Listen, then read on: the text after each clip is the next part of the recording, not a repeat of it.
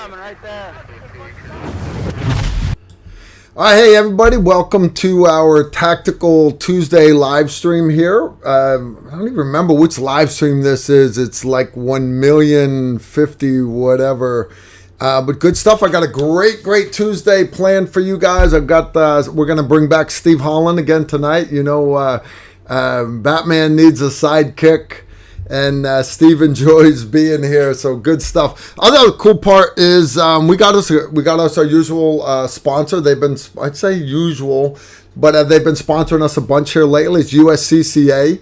All right, if you're interested in the custom referral link, I plugged it in the description underneath the video. But USCCA is awesome. United States Concealed Carry Association. They handle you with the legal end of it after a self-defense shooting. The reality is, if you carry a concealed firearm, I challenge you to be disciplined enough to train with it, but also understand that bullet is going straight through that bad guy into the jury pool. So you need to be ready for the other end of it also. So anyways, USCCA takes care of education, training, but also preparing for what happens afterwards, after that event. So it's a good deal. They've got education and training online, all that stuff. But you want to check it out so you can become that prepared protector that you need to be. Go out and get yourself a USCCA membership. They're big booth out there. Anyways, they're a good organization. I appreciate their support here. Indeed, I do. All right, I'm going to check, make sure I got decent feed. It looks like I do. All right, awesome stuff. Steve should be here. Guys, I got a lot going on. Curious with what's going on in the tactical rifleman world here. We have stood up another YouTube channel called TR Live. Eventually, over the next few weeks, maybe not next week, probably the week afterwards, you'll see that we're going to start doing these live streams on TR Live. But the other thing you're going to have is that will be the place you'll be able to go to for all of our, not all of them, I'm going to leave a bunch of them out, but all of our good past live streams. Ones where I had John Stryker Myers on, where I had John Plaster, where I had Sue LaRue, all of our other guests. Whenever we have Travis Hall sitting here with his puppy, those are all great live streams. And I don't want you guys to have to dig through our video archive. We've got over 500 videos here on Tactical Rifleman right now. So we're going to migrate the live stream videos over to that other channel. No big deal. We will still have the reminder here for you. So you tune in here, and then you'll be like, oh, snap, they're doing it tonight at TR Live. You just go click the other button. No big deal. So if you haven't subscribed to TR Live yet, again, you don't have to. But that's where we'll be doing live streams down the road. Not yet. Tonight, I'm here to hang with you guys right here on Tactical Rifleman. I've been busy. Very busy. A lot of my lighting is actually different in here because we just got done moving all the furniture around in my man room, my man cave. We moved a table, moved my Persian carpet out of the way, a couple of little love seats and stuff, and moved my Saddam Hussein picture over. We set the table up. We got the old Marine poncho liner over the table. And that's right, we're getting ready to film some more Tactical Rifleman videos. I just got back a couple hours ago. Me and Emery drove down to Nashville to pick up the film crew. I got Lowell here from New York, and he brought down a bunch of new lighting, but also another big monster camera for my son. We're not keeping this camera. Lowell's going to bring it home. But this way, Nick has got two monster Sony cameras to film with. And close-ups, far, wide shots, all this other stuff. They do great slow-mo. So we're going to be filming a minimum of 7 days. We normally do a 3 or 4 day photo shoot. We normally get 10 videos a day. So at the end of a 4-day shoot, 3-day shoot, I got between 30 and 40 videos. Now out of those, right, because we put out a new video every Friday, that would give me damn near 6 months worth of videos. Now understand, there's more to it than just filming one day, because all the extra B-roll shooting and editing and, hey, put text here and edit this out, put this in, hey, we need to refilm this. That all takes time. but I normally cut out about a third of them. They're like, it just didn't come out the way I wanted it. We did this wrong. We did that wrong. I'll refilm it. I'll add it down the road. And so I've got like 30 videos done that are fairly done, that, you know, if I ever get in a major car wreck or I ever come down with COVID, I have enough videos to keep us at, you know, one video every Friday for probably a year. But those other 20 videos, they do. You know, last time we filmed was January. For example, if you watched Friday's video, the shooting drill, getting off the X, we're all in cold weather clothing. It's because there was snow behind us and it was cold out. But we filmed that video in January before Operation Valkyrie. And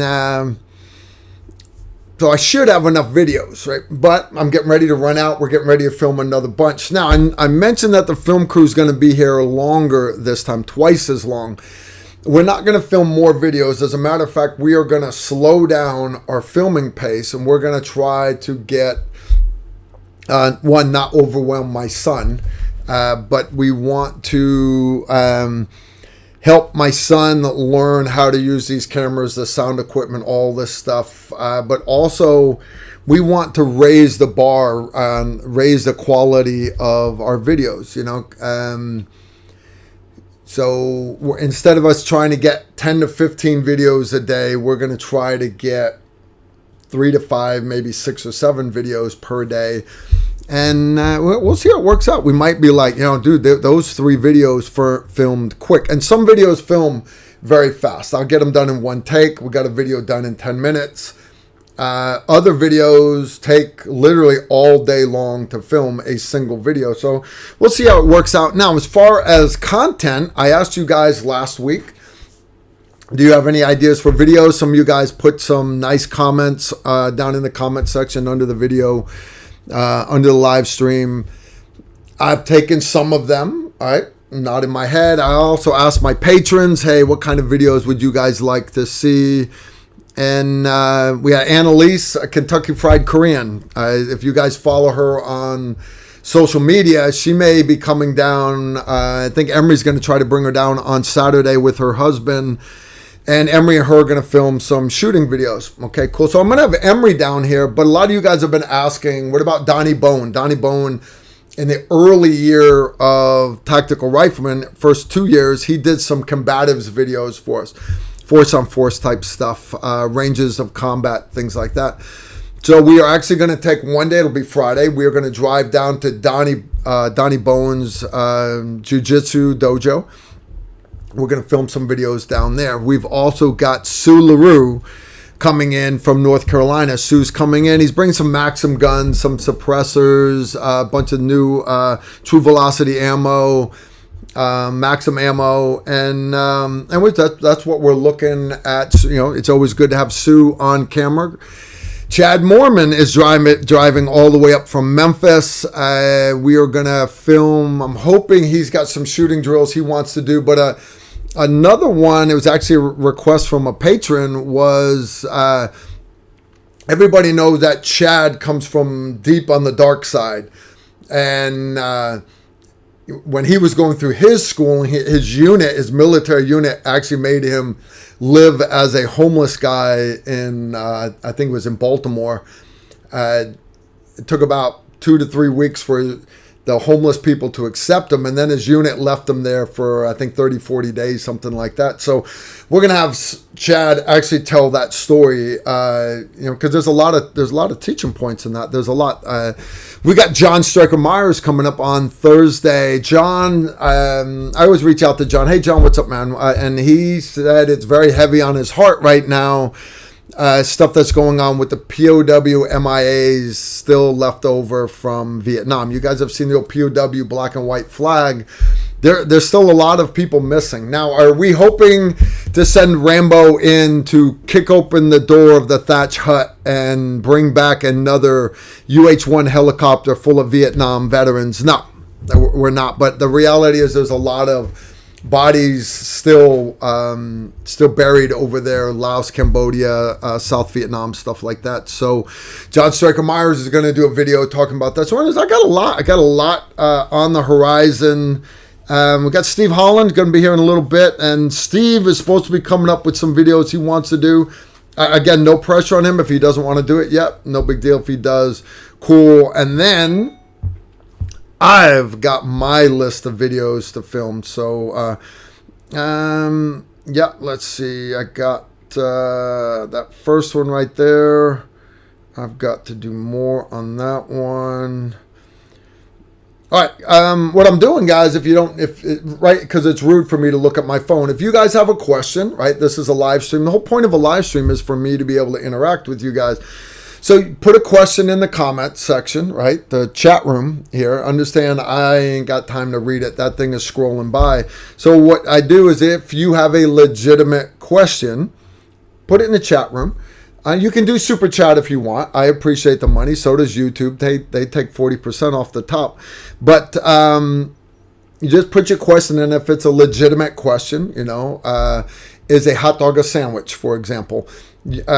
Susan Britcher, my other moderators, they will pull the questions, and what they will do is they will actually take a picture of it and send it to me. This first one is from Ghost Enemy. I have a question for you, Carl.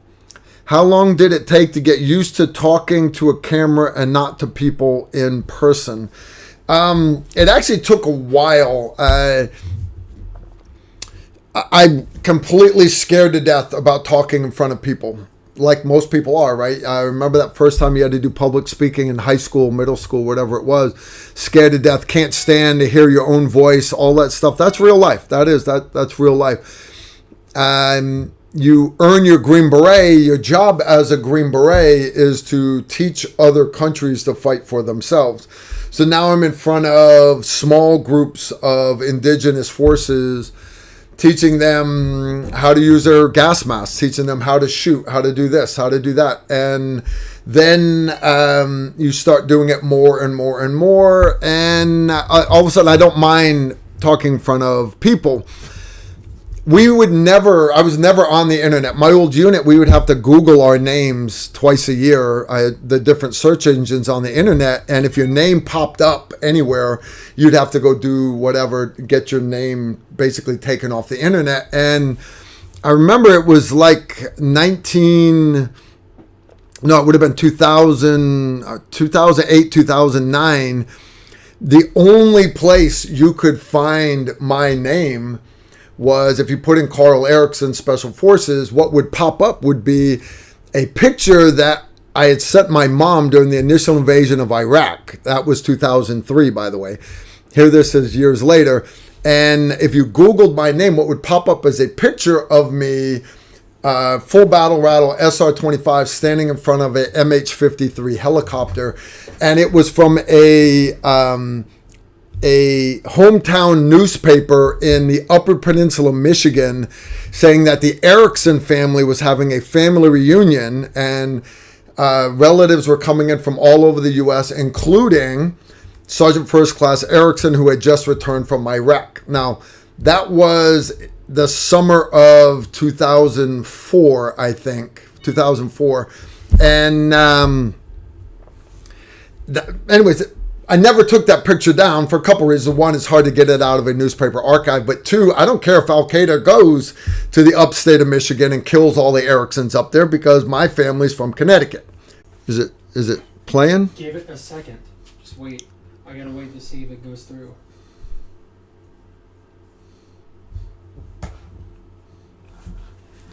What is this right here? Nope.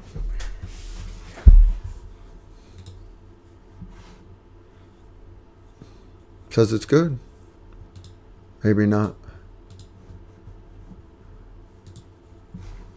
I think you're good.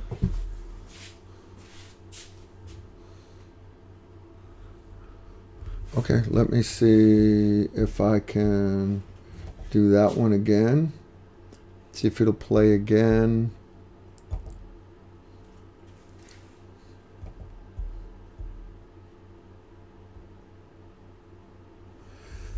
All right, so yeah, we'll see if I can get this to play. Sorry about that, guys. Yeah, we shall see. What'd she say? Phil Double, you are back up. Gordon, we have you again. All right, guys, sorry about that. I had a power blackout in the house here. It went bing and was gone. It was literally gone. All right, no big deal. I have all these patrons letting me know. Phil W, Gordon, everybody. Great stuff. I don't even remember what we were talking about, so it could not have been that important. So let's go to our next question here. All right. How to get used to talk in front of the camera. All right. That's the first one I started talking about. No, basically, the military taught me to be able to talk in front of people, and that's all fine and dandy. As far as the camera, I was never really in front of the camera until the Maximum Warrior competition. I was getting ready to retire, and it was a competition that Jeep and Maxim Magazine did. And long story short, I ended up winning a Jeep. You guys have seen pictures of my Jeep.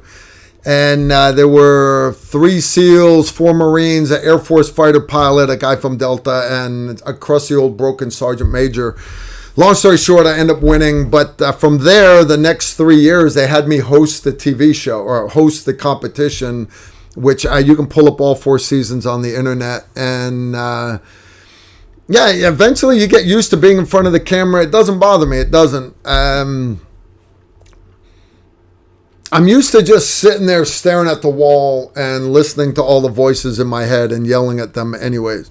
So talking in front of a camera is not that hard for me. It's just not. All right. Next one right here is from Invader137, Carl, comma.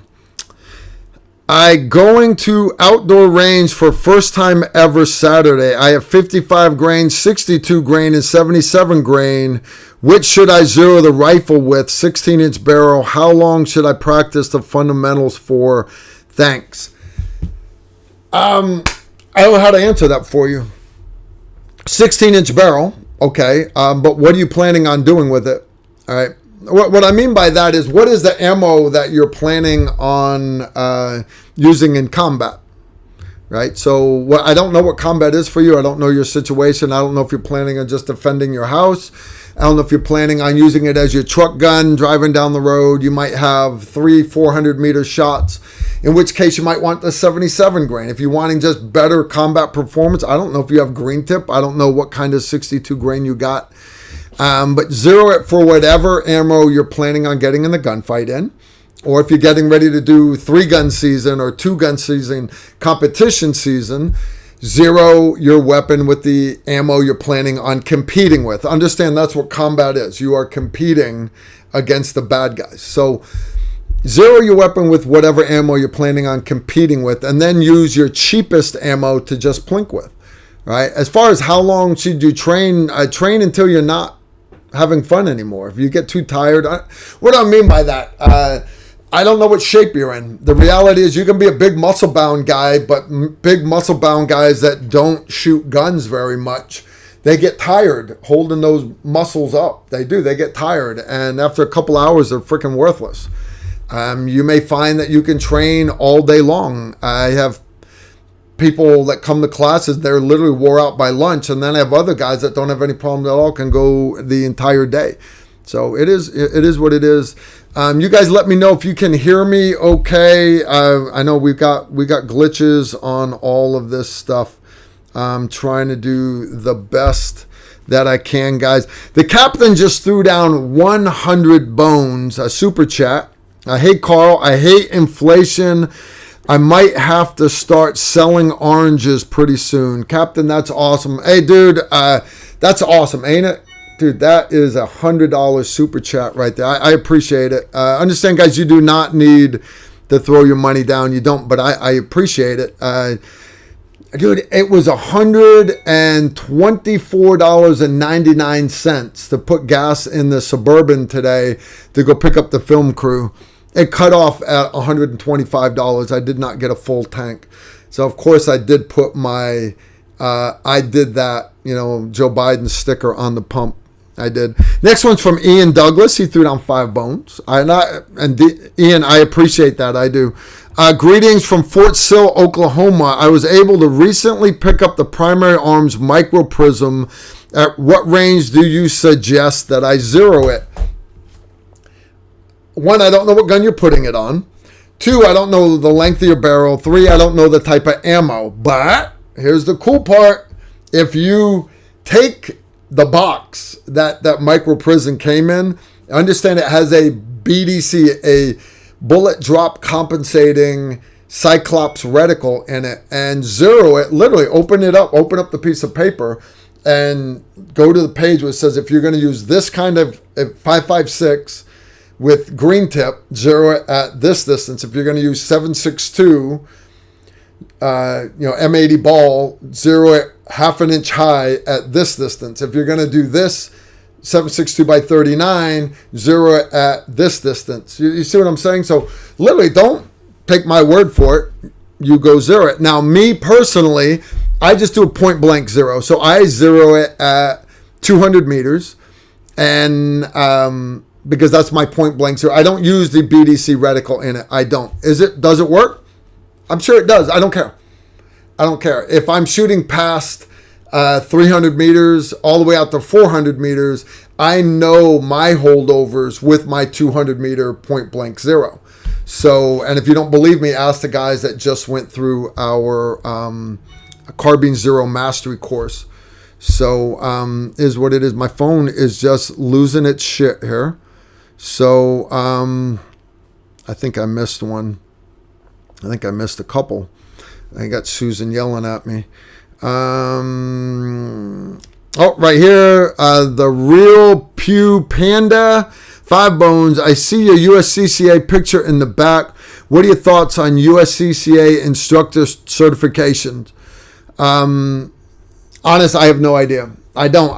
What I'll tell you is I hear their classes are great, but that's, to me, I'm not big on having certifications as an instructor. Like, you've got to get your NRA certification to get insurance discounts from certain insurance companies. Okay, fine.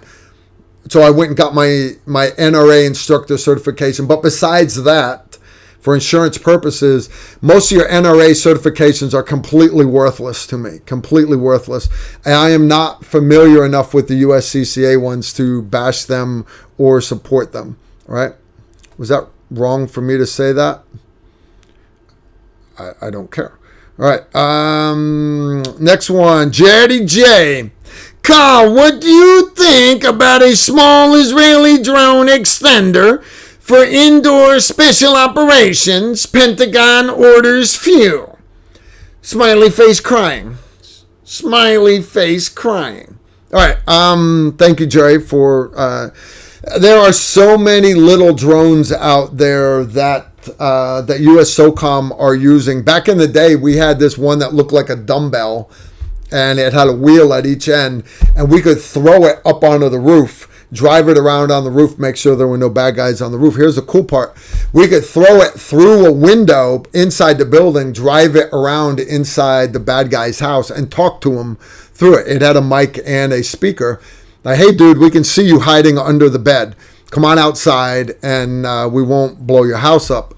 That is an example of a drone, right? As far as the U.S. military has been using ones the size of a dragonfly all the way up to big ones you launch with slingshots, everything from ravens, all kinds of shadows. There's so many different kinds of drones. As far as a small Israeli one, I don't know which one it is. There are ones that called Instant Eye that I've messed with. They are 10, 15 grand. That's even without the thermal sight on. Now they're totally badass. There are also drones, and this is tech. And I'm not sharing anything that's classified, but I want you guys to understand, right? Because all you guys are all wanting, some of you, not all of you, thank God, but some of you guys are actually, you want to put on your Hawaiian shirts and do your boogaloo one, and guys, I pray you never have to draw down on another human being. And two, I definitely pray you don't draw down on another American. But understand there are units, U.S. military units doing call-outs. Basically, you go up, loudspeaker, hey, we know you're in the house, come on out. When the guy won't come out of the house, they fly the drone up with the little 19-gram shape charge. They blow a hole in the roof. They fly, the guy takes a drone off the other guy's back. They turn that one on. They fly it over, bring it down through the hole in the roof, fly over, talk to the guy. Hey, man, I see you hiding under the bed. Come on out. And if the guy shoots the drone out of the air with his AK, they grab the next drone off of the private's back. They turn that one on. They fly it down through the hole, bring it over the bed. The guy's hiding under. They blow the 19-gram shape charge, and the guy's dead. That is real world technology. I've never seen it in a movie. I don't watch movies. I don't. The last movie I watched was a few days ago. My wife and daughter had just watched the new Top Gun movie, so I watched the old Top Gun movie with my wife and daughter. I haven't seen a movie in years, guys. I'm sorry, I don't get out much. But that technology is there. So, Jerry, I'm not for sure which one you're talking about.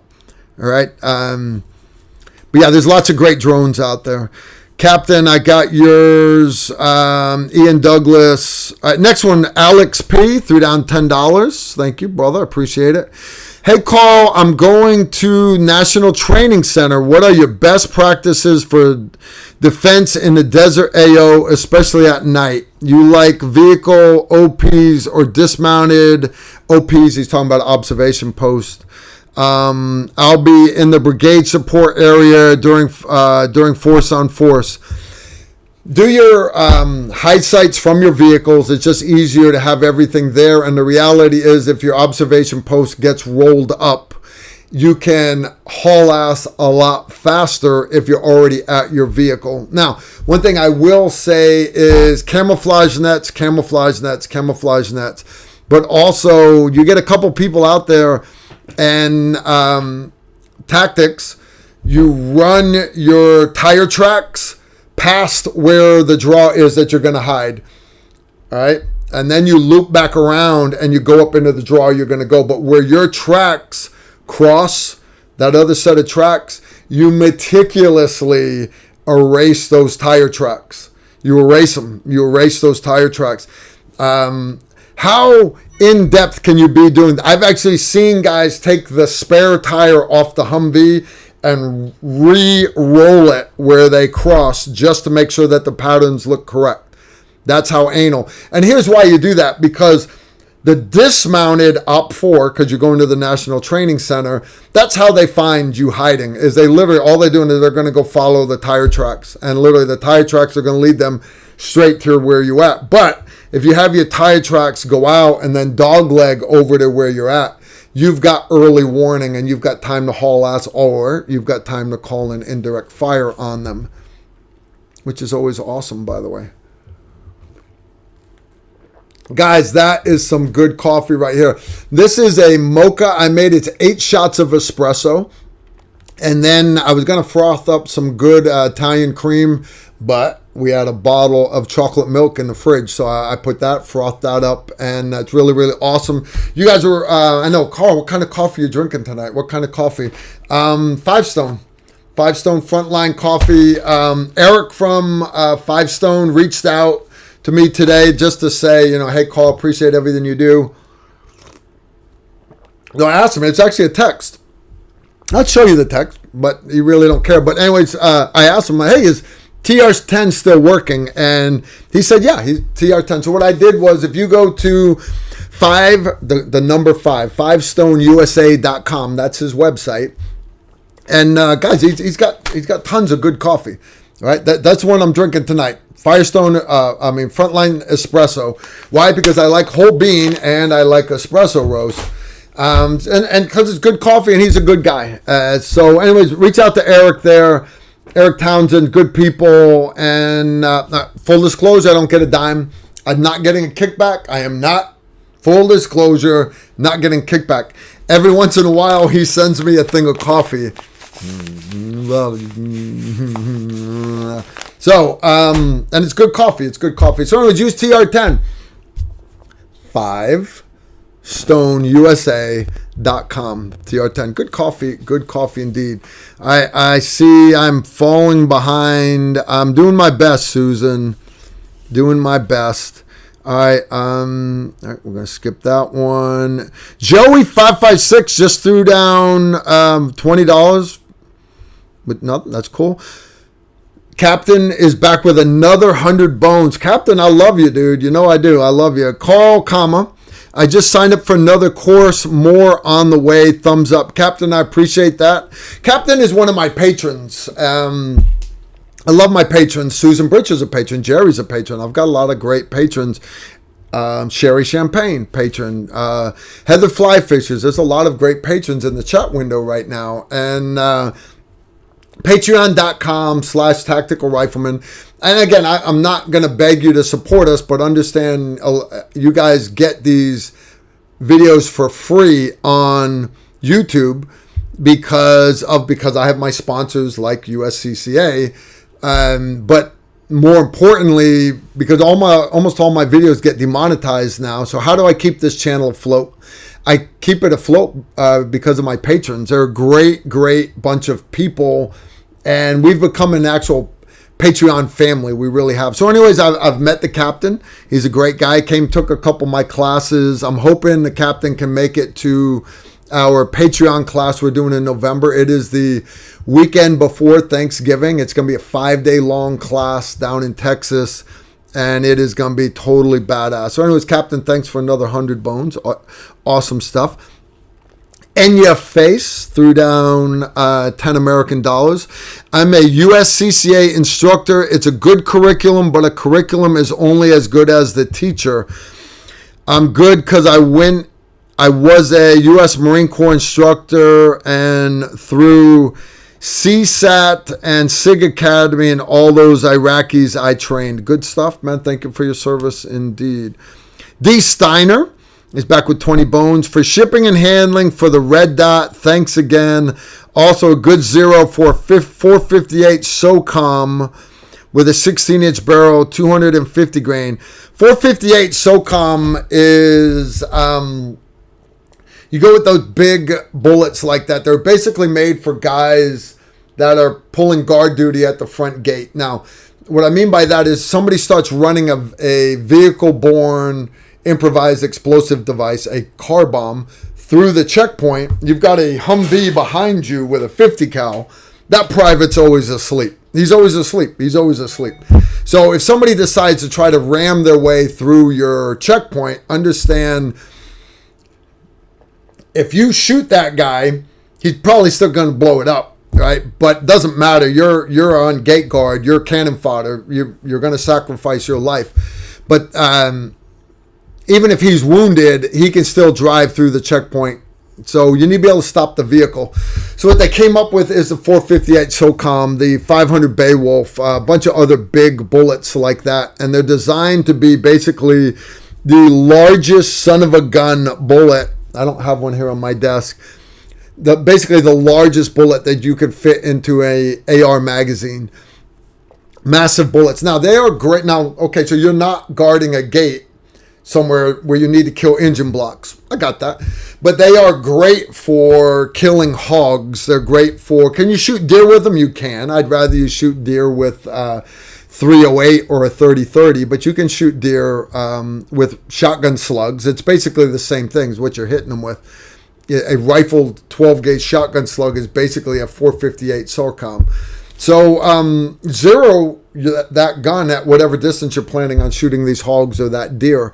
50 meters, 100 meters. But understand it has a lot of drop. So you zeroing it at 50 meters, you're going to have to hold different at 100.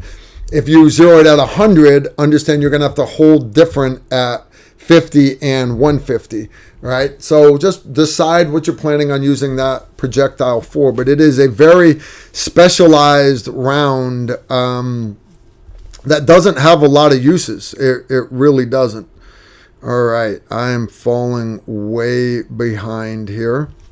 I'm glad you enjoyed the red dot. Guys, D. Steiner is the guy that won that primary arms red dot that we gave away. All right, that we gave away last live stream, which was awesome. All right, got that one. Joey556 is back with 10 more bones.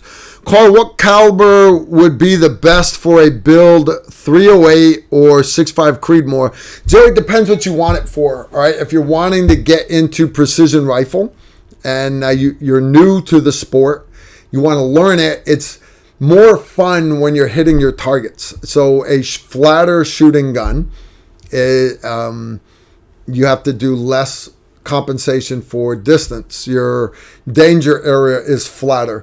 So go with 6.5. If you're new at it, go with 6.5. Right now, if you're building it to be a combat gun that you want a lot of versatility with, I would say go with 308, because the advantages of 308 is you can go all the way down to subsonic ammo.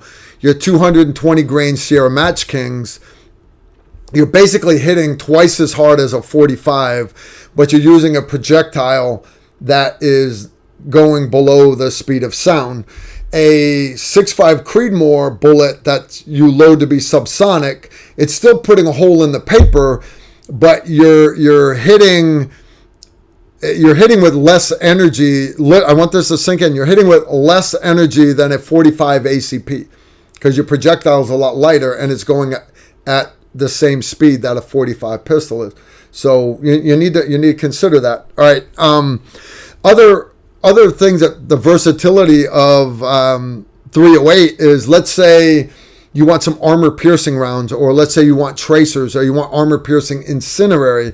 It's next to impossible to buy 6.5 armor piercing incendiary. It's also next to impossible to buy 308 armor piercing incendiary, but you can go to any crappy gun show in some little town, go around, find yourself somebody selling 30-06, which is 30 caliber, by the way, 30-06 armor piercing incendiary, all right, and buy a handful of them, take them home, pull the bullets, because they're 30 caliber bullets, and go find somebody that reloads 308 ammo, like me, and you can load yourself 308 armor piercing incendiary rounds. Or you can get black tip armor piercing rounds. I personally like armor piercing incendiary gas tanks on vehicles. They still get through car doors, windshields, bricks, stuff like that, but they add a little extra flavor. You can't do that with 6.5. So again, it depends what you're going to be using it for. Guys, I'm sorry I'm falling behind. Great questions. Heather Fly Fishes she threw down $20 minus shipping and handling, coming all the way in from Alaska, and she's got a blue turd that says thanks for being you. The blue turd's holding a mirror. Well, thank you, Heather. I appreciate that. Looking forward to you and Phil coming down to the Patreon course in November. It's going to be awesome-o. The Gustash 2531 threw down $20. Sir, I'm a retired police officer now working church security. I'm aware of the El Presidente drill, or we called it a failure drill, with my Glock 17 knockoff and armored. All right, hold on. Will my Glock 17 knockoff and armored suspect for a second? Yes, it will. You can go back through our video archive, and I have videos that cover this. But if you guys come take our classes, like the captain has, even Heather Flyfishes has taken Combat Pistol 101. One of the drills we start off with single shots, but we immediately go into hammered pairs, what people would call a double tap. Why do we do that? It's because the reality is anybody worth shooting once is worth shooting twice. You understand you're going to court. You need to accomplish the mission. If the target warrants deadly force, you need to do enough tissue damage. So we're still aiming high center. So if you take that, take your left fist, do it. Everybody, take your left fist. Take your left fist, make a fist, and sit it right on your sternum. That's roughly the shape of your heart and where it sits inside your chest. All right, if you sit it right on your sternum, that's where your heart is. So that's where we teach to shoot. You aim right at that high A zone. So you shoot twice. Now, everybody gets 2 rounds. Now, where we teach after that is what they used to call the Mozambique drill, or people hear it called as the failure drill. And what it is it's a failure to respond drill. So you start high A zone, but after you put those 2 rounds right there, the idea of those 2 rounds is it doesn't matter if he's wearing body armor or not. Those two rounds should be as fast as possible. Knock him off balance as fast as possible. Knock him off balance. If he's wearing body armor or not, your Glock 17, those 9mm rounds are going to knock him so he can't get that clean shot at you. And then from there, you immediately stay on that sear and get those rounds up to the head. Unless he's wearing a helmet, in which case you stop below the helmet. You stay in here, preferably in the T-box, the eyes or the nose. And it doesn't matter if he's got a helmet on. It doesn't matter if he has body armor on. To the chest, 1 to the head, and your Glock 17 will not fail you. It will not fail you guys. Will not. My M18 SIG pistol had 3 malfunctions in the last week. You know how many my Glock had? You know I don't even have to finish that sentence, do I? I'm just saying, guys. I love the SIG. I understand that's what the Army went with. You missed the 2 before the 100. I thought I got them. Maybe not. I got that one. Susan. Got that one. Got that one. She will keep sending. Guys, if I miss your super chat or I miss a legitimate question that you had, please don't get mad at me. I'm doing the best I can. My phone locks up every time I sit it down. When I pick it back up, I have to unlock it and try to go back through again. So and if I miss something, the moderators will let Susan know and she will resend it to me. So first off, Gustash, thank you for your service as being a police officer and now stepping up church security. Thank you for your service, brother. Your Glock 17 will serve you well. The dude threw down 10 bones, Carl Kama. Thanks for your recommendation on the Holosun 407C with the ACSS used at Sig Sauer's handgun 103, 104. It's fantastic. Awesome. I'm glad it worked out for you, dude. Guys, I can't say enough about the Vulcan. It is, if you guys don't know which one I'm talking about, let me turn this one on. There we go. Guys, I can't see what you guys are seeing. That, right, because the problem people have is they lose that dot. If you got the dot, you're good. But what about when you lose the dot? I'll put the dot. Now, see where that arrow is? See the edge of that circle? Move it the direction where the circle is. It's low, so I need to lower the front of the gun. And it will always help you find that dot. It is totally groundbreaking. This dot has got... This is actually one of the prototypes. I broke the window on the top of it. See how bad it smashed? Still runs, guys. Still runs. This is actually the one I took off my EDC pistol because I put the enclosed 509 on it. It's totally badass. It is. The 507 will serve you well, but I'm rough on stuff. Rough. Susan, I'm trying. She keeps saying I'm dropping the ball.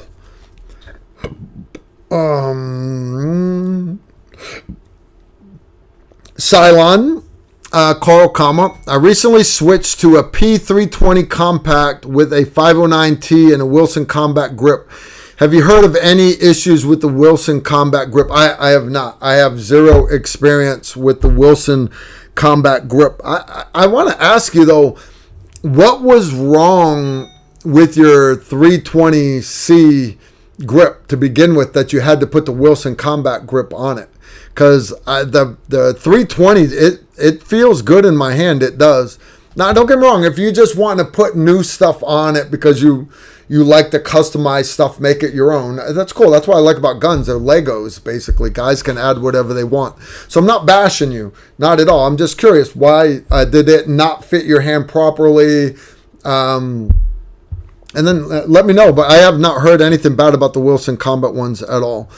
All right, Okie Precision at Tactical Rifleman. Do you have a favorite brand or type of wool socks for a long ruck march? I do not. I'm always trying new socks. Always trying new socks. As a matter of fact, Randy Wurst bought me my last set of really good wool socks, and they actually got like copper ran through them, kind of like the copper fit thing, sleeves, whatever. All I know is they're supposed to keep my feet warmer.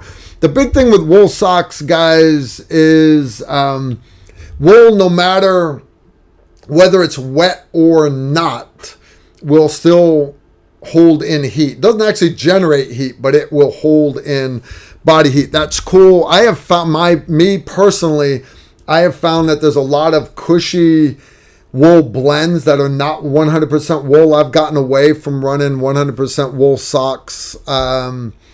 There's so many better synthetic blends out there. You start adding so much wool, so much polypropylene blend, so it actually wicks the moisture away from it. The big thing is I need socks that will cushion my feet but not completely flatten out. And I've actually gotten away from Gore-Tex shoes. I used to run Gore-Tex boots all the time. The problem with Gore-Tex boots is they let the moisture out and they keep water from coming in. But once the water does get in, think about a total downpour, rain wetting your pants wetting your socks, water wicking down your socks, the inside of your boots now fill up with water. That Gore-Tex or that membrane in there is not letting the water out. It only lets water vapor out. So I've gotten away from running Gore-Tex or waterproof hiking boots, and what I've gone to instead is good socks, like you're talking about, good cushion socks. But I also will always carry a pair of what's called sealskins. Sealskins are cushioned socks, kind of like what you're talking about, but they are waterproof. They've got so much neoprene in them and everything. And they're very tall. They come almost all the way up to my knees. And I keep them with me. And if it starts to rain or I got to cross that river or whatever, I'll put my sealskin socks on and I'll wear them until my shoes dry. And then I'll take them off. I'll put regular socks on. I actually got new Run Fasts today. I did. I went and got myself another set of Merrells. You guys know I love Salmons and Merrells. I like them because this particular style, they've changed very little in the last 20 years. And it's battle proven. And literally, a lot of these pictures, I'm probably... There they are right there, guys. As a matter of fact. If you look at me, I'm the one sitting on the hood of the Humvees. I'm not making up. Serious as a heart attack, guys. Those are my Merrells. All right. Now, I am 5 pairs of Merrells since then. And I wear Salmons. I got more Salmons than I have Merrells. But I've got more combat ops in Merrells than I do in combat boots, Army combat boots. Right? They're comfortable. Now, I have an Achilles tendon injury. So literally, before I left the store, you can ask Emery, before I even paid for them, I pulled out my knife and I took it across the back. I have to cut open the back of my heel here because I literally take out my knife and I cut it right there because I have an Achilles tendon injury from doing combatives. I heard it. And then I heard it again a couple years later doing combatives again. And I have too much scar tissue inside that sheath. So when it gets swollen up, it puts pressure on the tendon, which in turn makes it even worse. So anyways, I got brand new Run Fast today. And I immediately took my knife out and cut the back of them like I always do. Just... But you got to put good socks inside of them. Got to put good socks inside of them. All right. Next one. Wool socks. And your face back with 5 bones. Zipper drill or bill drill for final shot in the face. Now, number one, why do you need to shoot a guy 5 times in the face? Or bill drill, 6 drill for 6 rounds for some people. Depends which way you're taught to do the bill drill. But whether you're taught to do 5 rounds or 6 rounds or 10 rounds for a bill drill. If you're shooting a guy in the face, guys, you understand one bullet, even 9mm, right? Because you shoot the guy in the face, it blows his lung out, according to the president. But understand a start in the chest. Now, you mentioned zipper drill or bill drill. Always teach yourself the muscle memory to start high A zone, 2 rounds. Knock them off balance real quick. And then from there, you stay on that sear and you work your rounds up to the head. And I guarantee you he'll go down. Guarantee it. All right. The phrase is zip him up, zip him down. All right. Understand there are some people that teach, I'm not bashing them. I'm just saying they're wrong, that they're not using the drill correctly. Zip them up, zip them down. So they say start the pelvic girdle, zip all the way up to the brain box, and then zip all the way back down to the pelvic girdle. Why would I have to go shoot the guy in the pelvic girdle again if I just shot him in the head? You're wasting time, you're wasting ammo. There may be other targets in the room. You understand why I'm saying that's wrong? The phrase zip him up, zip him down is you're going from, again, the high A zone to where you're starting, and you're zipping your rounds up to the T-box. You're zipping up to the T-box. The phrase zip him up, zip him down is because as you're going up to the high A zone, understand that high A zone is not staying right here. It's not a paper target. You are zipping up to the high A zone, but understand you're going to gently lower that guy's high A zone down to the ground without a soul in it anymore, by the way. But that's where the phrase comes from, zip him up, zip him down. So your question, zipper drill or a bill drill to the face. Guys, bill drill is a great drill for practicing recoil management. It is not the bill drill is not a combat drill. I know I just hurt Bill Rogers' feelings. Bill, get over it. You know I love you. All right. KSZXC12345. Man, your mama named you weird. Threw down $2 for my G23. Has had 2 failure to feed. Okay, that's fine. I want to ask you though, one, what kind of ammo are you running through it, and what gen gun is it? One, because very few people run. Those of you that are not familiar, a G23 pistol is a 40 caliber. The people have a lot of issues with 40 cal ammo. It's a big, ugly bullet that just. Understand most guns were originally built for 10 millimeters, and then all a 40 cal Smith & Wesson is a 10 millimeter cut down to the length of the current 9 millimeter. So it's basically got a larger projectile in it. So it's not exactly a bullet made to run up ramps and stuff like that. My personal G23 used to be my everyday carry. But I did not carry it with a 40 cal ammo in it. I did for a while, but then I put a Lone Wolf conversion barrel in it, and it ran 9 millimeter great all day long, every day. So I'm sorry your pistol jammed, but honest, I'd want to ask you, what kind of ammo are you running through it? Gordon Taylor, Carl. I found 5.45 by 39 upper for an AR-15 platform. I understand that it's an improved AK round. Based on recent reading, I'm thinking the 5.56 is better. What are your thoughts? Yeah, 100% it's better. Literally 100%. What the Soviets did was... in Vietnam, basically, because remember, we're at the height of the Cold War and everything. They're in their little proxy war. They're supporting the Chinese and the North Vietnamese with AKs, SKSs, and everything, and they're running their battles 7.62 by 39, the AK round. They saw the Americans went from 7.62 by 51 to this weird-ass little varmint round, this 5.56. Who would do that, right? But then they started seeing the performance and all the vicious rumors of it goes in the guy's leg and comes out his shoulder and all. And that's, a lot of it was exaggerated. I got that.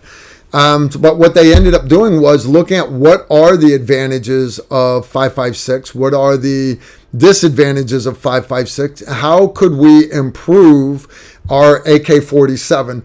So they basically took that same magazine and scaled down from 7.62, they scaled it down to the 5.54. You notice they'll always go a little bit smaller or a little bit larger for whatever, for whatever reason. In the 80s, when the Soviets went into Afghanistan and they knocked the snot out of the Afghanis there, right? They really did. That was the new round that scared the hell out of everybody, was that new AK-74 round. It's okay. Now, for you here in the States, honestly, is it available in a AR upper? Okay. But what's going to end up happening is somebody else is going to end up trying to put a 5.56 mag in it. And honest, stay away from ARs that run, seriously, stay away from ARs that run 5.54. You're gonna confuse stuff. You're gonna end up getting somebody hurt, and you're gonna find that reliability factor. One, you're not gonna be able to find as much ammo. You're not gonna find the versatility in ammo, and maybe having that one upper stuck in the back of the gun vault, just in case all the 5.56 on the planet disappears and all you can find is 5.45. Maybe, but honestly, have you looked at America? Basically, every household in America, most of them have got 5.56 ammo in them. If they don't, that neighborhood has enough 5.56 for every house in that neighborhood. I want that to sink in. There are, I think it's 30 million, 300 million, I think it's 300 million guns in the U.S. 300 million guns in the U.S. Over 1 trillion rounds of ammo here in the U.S. And a lot of it is 5.56. Why? Because 5.56 is a good round. It is. All right. All right. We got that one. What are my thoughts? Based on, 5.56 be the way to go. Captain's back with 20 bones. I take care of sergeant majors that take care of me. I appreciate that. One, guys, don't call me a sergeant major. I'm not a sergeant major. I'm a PFC. I'm a proud freaking civilian. Did I retire as a sergeant major? Yes, I did retire as a sergeant major. I actually heard Sergeant Major Vigil, Command Sergeant Major Vigil. It was at a change of, he was moving from battalion up the group, and he stood there and he made a comment that his best time in his career, because I knew him when he was a team sergeant, master sergeant. He was actually E7 serving as master sergeant, and he said, yeah, my best time on an A-team, my best time in Special Forces was when I was an E7. And I was like, man, that's kind of messed up, because you're an E9 now. You would think that'd be better. And I didn't really get it. And so when they offered me Sergeant Major, I immediately wanted to I did turn it down at first. I did, but my wife reminded me that retirement pay is for the rest of your life. And sergeant major pay is a lot more than master sergeant pay for the rest of your life. So, and she never asked me for anything. So anyways, I became a sergeant major for a couple of years, and I stayed at company level, never did any staff time. My first time on a B team was actually as company sergeant major. And, I hated sergeant majors. I always did, but I tried to be, maybe not what sergeant majors would call a good sergeant major, but I tried to be a good sergeant major for my troops. Any leader in the military has two jobs. First is accomplish the mission, and your second job is care and welfare of the troops. That's it. Literally, those are the only two that matter. The haircut inspections, uniform this, hiding the dirty laundry for the commander, drill and ceremony, none of that matters. Those are all extra tasks. but you only have 2 jobs: accomplish the mission, whatever it is, combat ops, and the second one is care and welfare of the troops and preparing them to accomplish the mission, helping them take care of their families. So then when they are deployed, their mind is on the combat ops and not on their families at home. So anyways, that's the kind of sergeant major I tried to be. So it bothers me when somebody says, I take care of sergeant majors, because I hate sergeant majors. And then it dawns on me, wait a minute, I am a sergeant major. All right. Anyways, thank you, Captain, for your support. I do appreciate it, brother. I do indeed appreciate it. David Bobine, Susan, please send to Carl. Sir, have you any experience with the Sig Sauer BDX scope and rangefinder? Bought one for my 300 Win Mag for elk hunting. Thanks for what you do. I personally don't have any experience with it. That said, there's a couple different companies that are running that stuff. And basically, guys, if you're not sure what he's talking about, he has a scope that is married Bluetooth to his laser rangefinder that also has ballistic software in it. And what it'll do is it'll actually tell him where to aim inside his scope. That sounds great. Sounds awesome. The problem with that, though, is that ballistic software, that algorithm, it is math. It cannot see what your bullet's actually doing. It does not know how your bullet actually shoots. It does not know what the weather actually is around you. So my reason for saying that is those ballistic programs, it's just math. They are only as accurate as the variables that you put into it. What do I mean by that?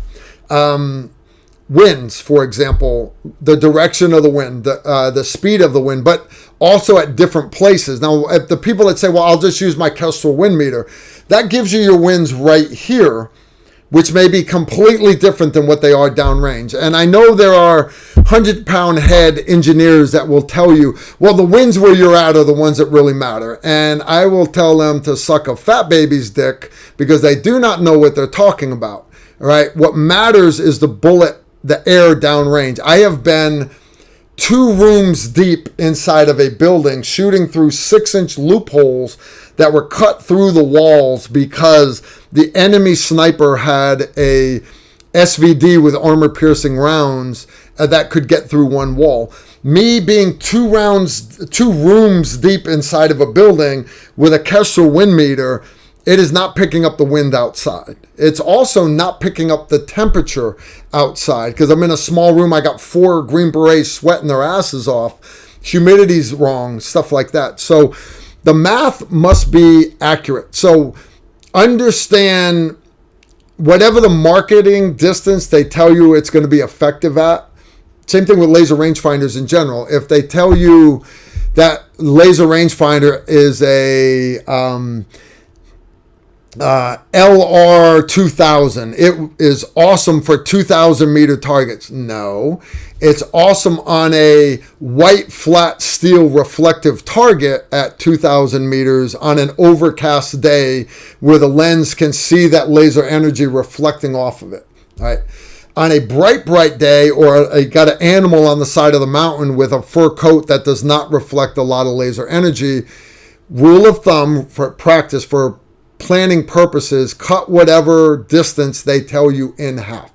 So I would say the same thing with that ballistic software married to that scope. If they tell you guaranteed first round hits at 1,700 meters, cut it in half. All right. And honest, is it really that bad to be getting hits at 850 meters, first round hits? No, that's awesome. On an elk, right? That's awesome. So I don't personally have experience with it, but I have been messing with ballistic programs married to guns. Tracking Point came out in like 2001, 2002. Steve is here. Steve finally showed up. How you doing, Steve? Brother, how you doing? I've been awesome. They have got a ton of questions for us today. I'm going to try to get to the next one here. Let's see what we've got. Next one, PB&J. threw down 10 bones. Carl, thoughts on run, hide, fight being outdated? Does this simply line the school kids up as targets? We need to get in front of the issue before it happens again. Much love to the TR family. No, honest, I preach run, hide, barricade, fight. This bullshit that lock the room, keep all the kids in the room, that's going straight to barricade. If you are on a first-story window, a first-story classroom, like, by the way, all those kids were in Texas, those teachers need to be opening the windows and pitching the kids out. Get every kid out of the building. Have them run to a place of cover. And those cops, if they can't get through the door to that classroom, there were 2 windows. There was a whole row of windows, by the way, on that classroom. 2 marksmen, which basically that's anybody with an AR, by the way, could have come up to both side windows, have somebody banging on the door, let me in, or I'll blow the door down. And while he's facing the door, 2 cops should have put their bullet guns right up to the glass and shot that kid right in the back of the head. I wasn't there. I'm not judging them, and I know there's talk that run, hide, barricade, a run, hide, fight is outdated. It is not. It is not outdated. If there's an active shooter at the mall while you are Christmas shopping, you need to grab your family and you need to get the hell out of the building. Now, understand, you know where the gunfire is coming from. You know where you park because you're a mammal. You park at the same place every time because you're a lazy mammal. But you know where all the other entrances and exits are. So if the gunfire is where you parked, you're going to see everybody running to the other ones, right? Those are sheep, by the way. They're sheep. They're running. Understand, every store you're running past, every one of them, I don't care if it's a hot topic, every one of those stores has a back door that either opens directly onto the street or it goes to a private hallway. That's that door that says employees only. You run into that very first store, you go there, go through the employees only door, and get out on the street. Now, my family knows I'm getting them to safety, and they know I'm not going with them. They know I'm going to turn and run to the sound of the gunfire. That's how I'm wired. That's how your taxpayers paid. But understand, that is not your responsibility to be like me. Your sole responsibility is to get your family only to safety. Run smart. Don't run. No. Run from cover to cover to cover. Have a plan, but run. The Nike defense is a great defense, guys. It is such a great defense. All right, Steve, I got a couple more I got to get caught up on here. Hey, brother. Do your thing. Kick off grass with kindness. You're talking about I got to get that. USAA logo off you. Come snuggle with me, Steve. Slide this way, son. Come slide. I want to put the white behind it. There we go. All right. In your face, kicked off grass with kindness. Okay. James Swain threw down 50 bones. James, he's my uncle down in Texas.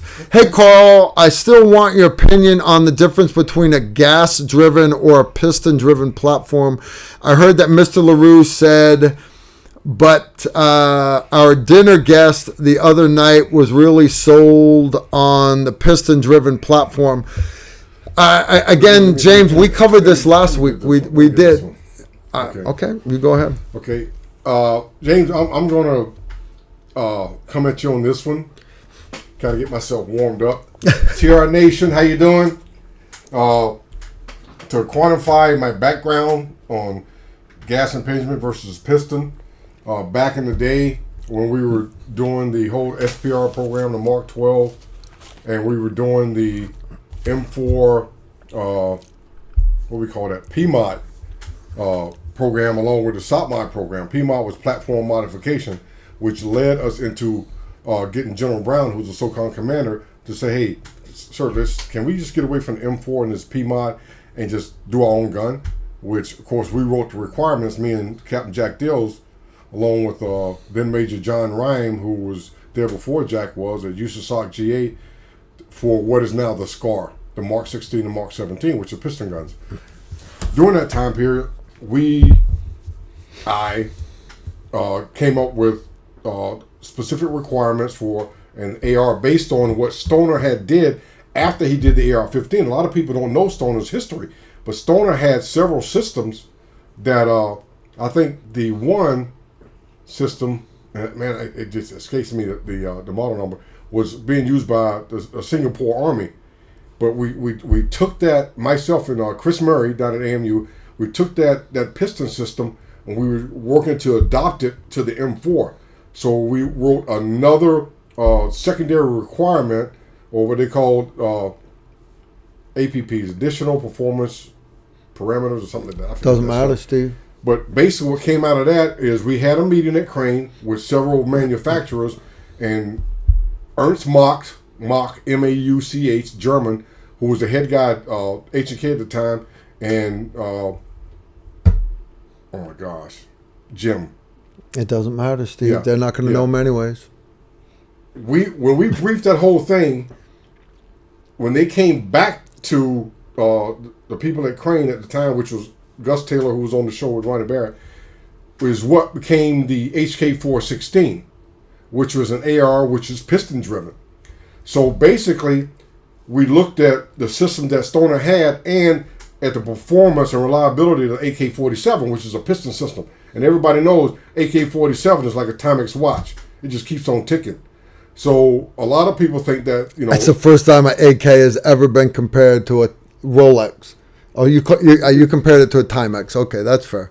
That's fair. Yeah, all right, that's a little better. Timex. That's a little better. So anyway, back to what I was saying. Back to what you were saying. I'm going to get back to you later on that, Mr. Sniper Designated Marksman. So when they came back with the HK416, the guys at Fort Bragg jumped on board, and then the 416 became synonymous with, the North Fort Bragg guys, which again, it's like 5th Group is doing something and they come in and just grab it. They say, okay, so now this is ours. And that's why on the previous show, I was showing a picture of myself with the HK416 in 6.8, which a lot of people didn't know existed because 5th Group had them. But those guys came in and grabbed some of them to grab the ammunition, but we also did it with the Border Patrol and the U.S. Marshals and a couple other people. So basically, Stoner was already ahead of the game on that, and that you're driving the bolt system, okay, the bolt carrier group in an M4, very very similar to the bolt system in an AK-47. You're driving that, and you're bleeding the gas and the carbon off front at the gas port. So Stoner's design was based on a lightweight rifle.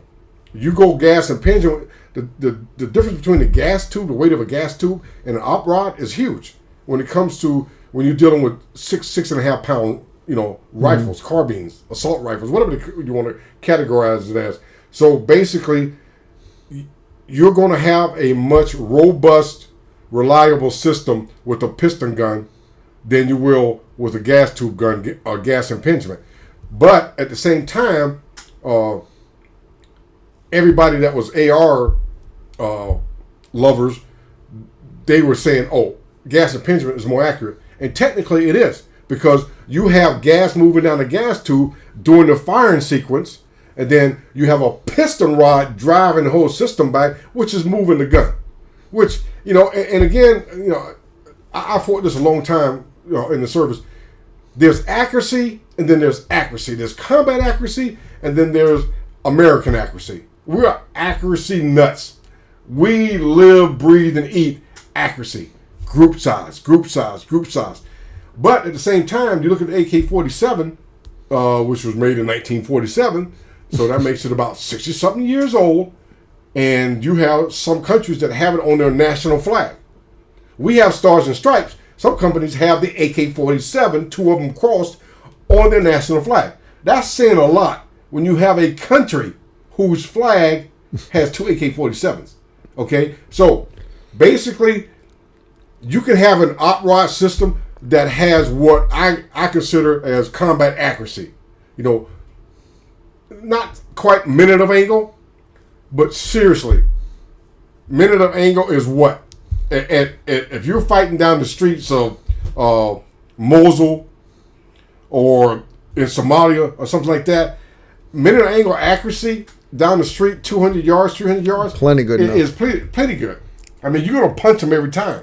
But at the same time, you know, guys get into this. You see guys with these little diopters for measuring group size and all this other stuff. Man, let that stuff go. Let it go. Let that one MOA go. Accept 3 MOA and a kill. That much faster and reliable. Quick story. I was over in what was it, Red Sea? I think the Red Sea area, something like that. Yemen, Somalia, Djibouti, Eritrea. And we were running training for these guys, and they didn't have enough weapon systems. So basically, we said, "Hey, you guys don't have enough weapon systems. We're training 3 battalions." Guy says, "Oh, we have some weapons." So we went off the African escarpment down to Massawa, and in this warehouse, they had these weapon cases, and we opened these weapon cases, and they had maybe 2,000-3,000 AK-47s that have been sitting there for like 10, 15 years since the battle between the Russians and the Derg and Ethiopia and the whole thing. Also in those little weapon boxes, they had a bunch of Russian dead bodies with the knees cut off so they can fit them in the box. I said, "What's up with that?" The guy says, "We told the Russians to come get them. They didn't come get them, so we left them in the box." I said, "Roger that." So basically, our weapons guys are 18 Bravos. We got a whole line of Eritrean fighters, which are some of the kick-ass, bad-ass fighters on this planet. If I had to fight off planet, and they said, "Hey man, well, you could take 50,000 humans with you," I said, "Give me some Eritreans, because they are badass. They're like the, you know, back in the days of the Spartans. They run 24 miles to get in a fight. You know? So basically, our 18 Bravos lined all these guys up, and first guy get an AK. Next guy spray it down with WD-40. Next guy take a leather mallet, hit the charging handle. Next guy, he shakes it. Next guy, they spray it off with the air hose. Next guy puts in a magazine, and all you heard was next round. In about 2 days, we had 2,000 AK-47s that have been sitting there for almost 15 years in assault environment, ready to go to these 3 battalions so they can train. You wouldn't have been able to do that with AR-15s. No. I'm here to tell you. Not even close. So, I don't know if that answers your question, but nothing wrong with a piston gun. Nothing at all.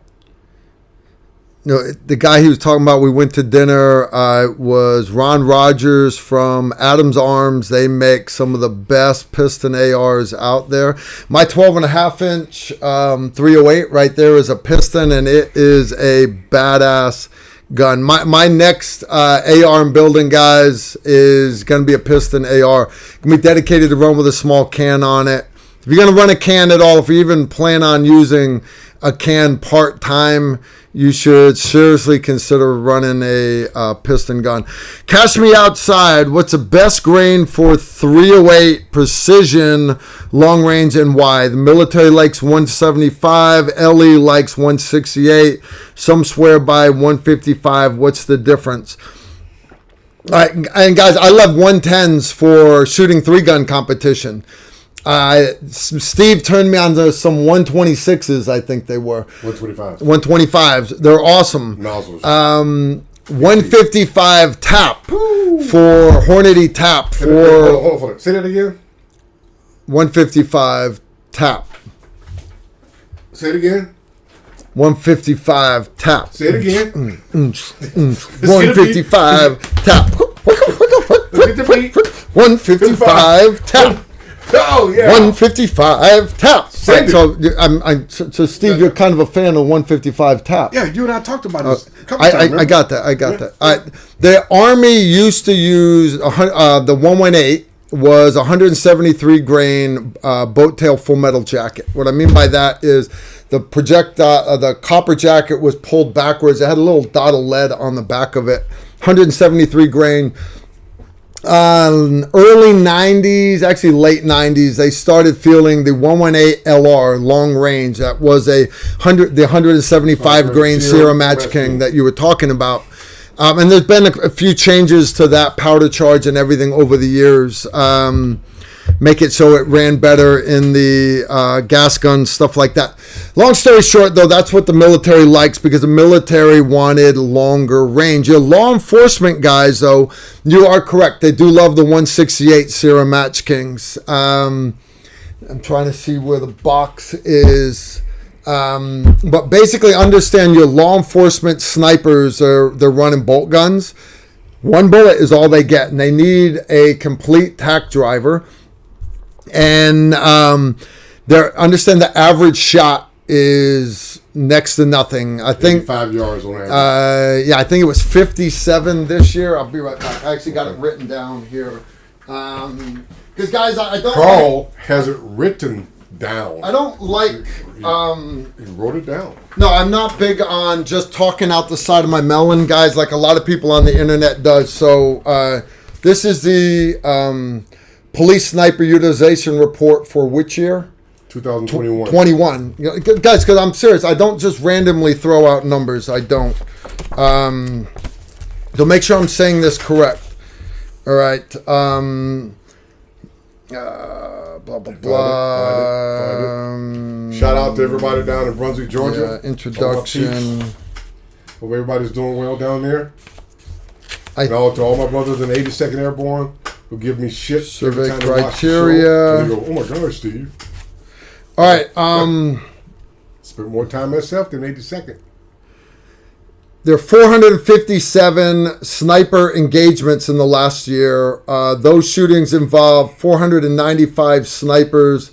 34 incidents involved multiple snipers firing at the same time. The raw average distance for police sniper engagements remains 59 yards. Now, all right, now, what they will tell you is that 3 of those shootings were at over 500 yards. 3 out of 457. But what that did, though, is it pushed that average out much further. If you took out those, it quickly drops it back down to, I think they said like 54 yards. Now that's the average. Now, so averages, you have just like the length of my Johnson, all right? Sometimes some guys have a little longer. That means that there are others that are shorter, right? Okay, we're not going to mention them by name, right? And fatter. We had a couple gerbils in our company. All right, but there were sniper shots in 2021 that were under 15 meters. All right, there was a sniper shot in 2021 that was 15 feet with sniper rifle. He literally was from one vehicle to another vehicle, if I remember it correctly. Now, understand, you take whatever shot's available, try to get as close as possible. But that's why when you hear people saying, yeah, 168, man, it's the most accurate, I will tell you, with my SR-25 back 2002, 2003, we had a shortage of 118LR, but through the black side ammo, different pot of money, we got a bunch of 168 federal gold medal, and we had 180 grain federal gold medal, and I had the 118LR. And I would sit in Africa with nothing to do, waiting for our next deployment. And I did grouping drills. And I will tell you, my 168 federal gold medal outshot everything else. It was easily much more accurate out of my SR-25. Okay, I was getting ready to ask you that. What platform? Okay, exactly. What platform? Now, what you guys have to keep in mind is, and I studied this a lot in my 4 years when I was running the sniper locker here at 5th Group. Some guns like some ammo.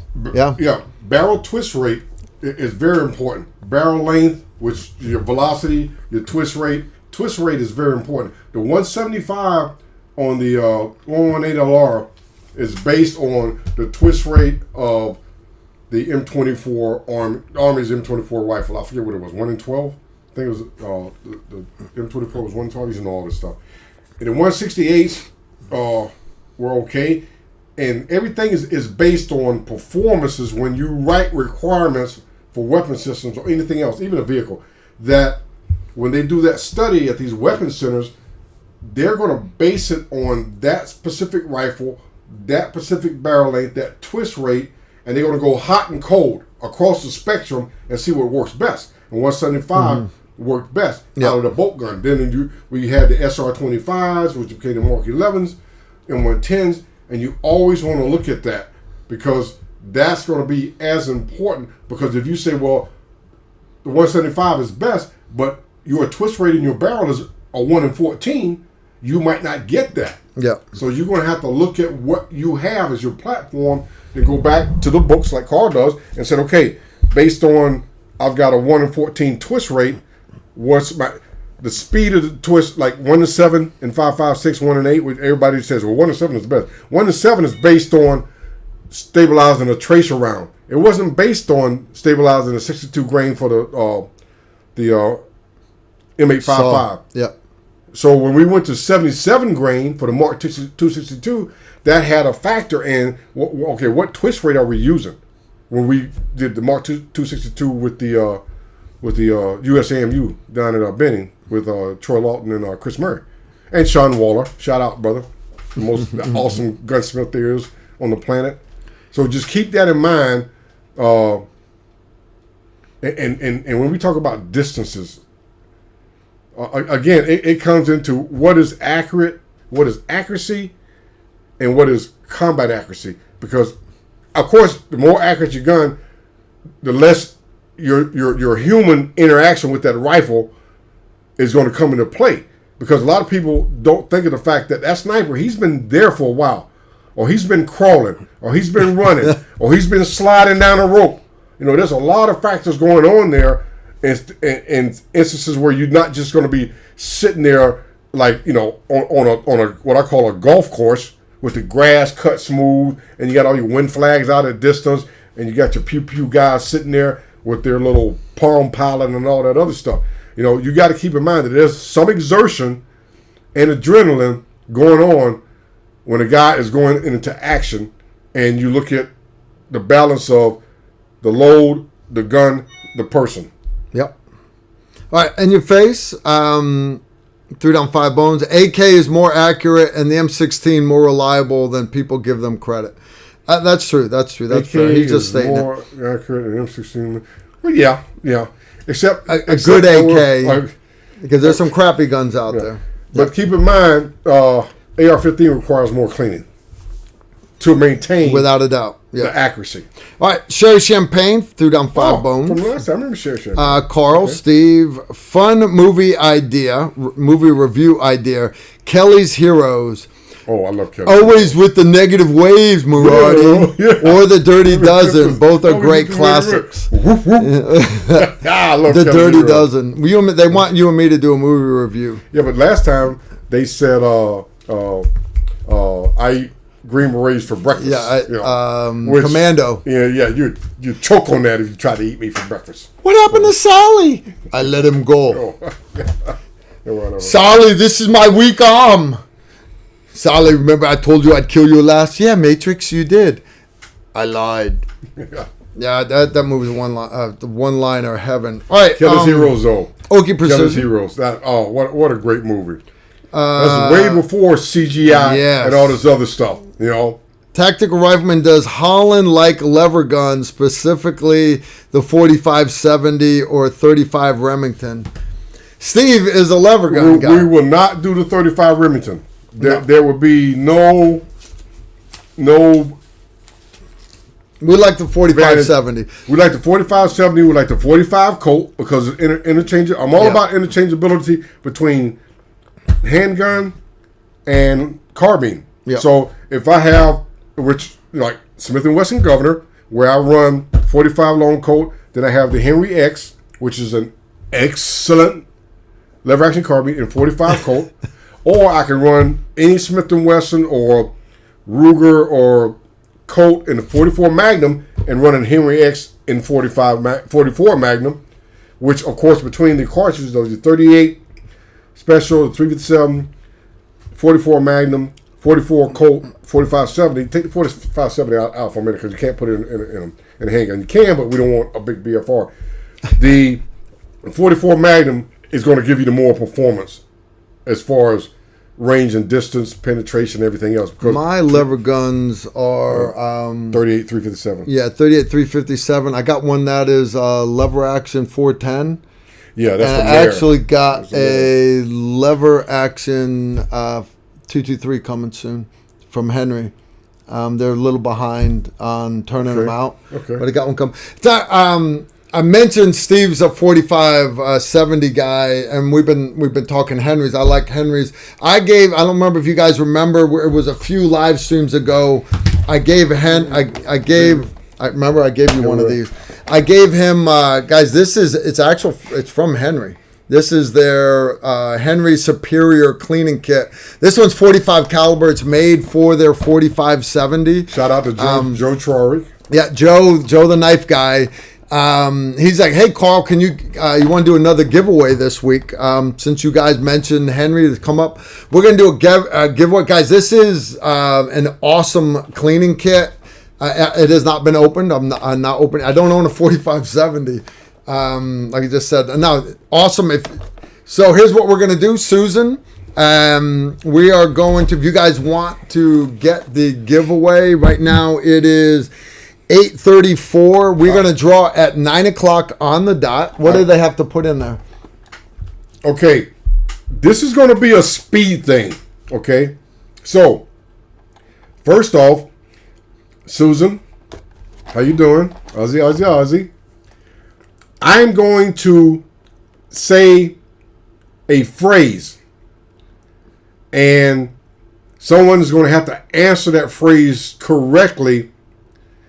Let me know how you want to do this, because if 10 people answer it, can you see the timeline who answered the fastest? Susan.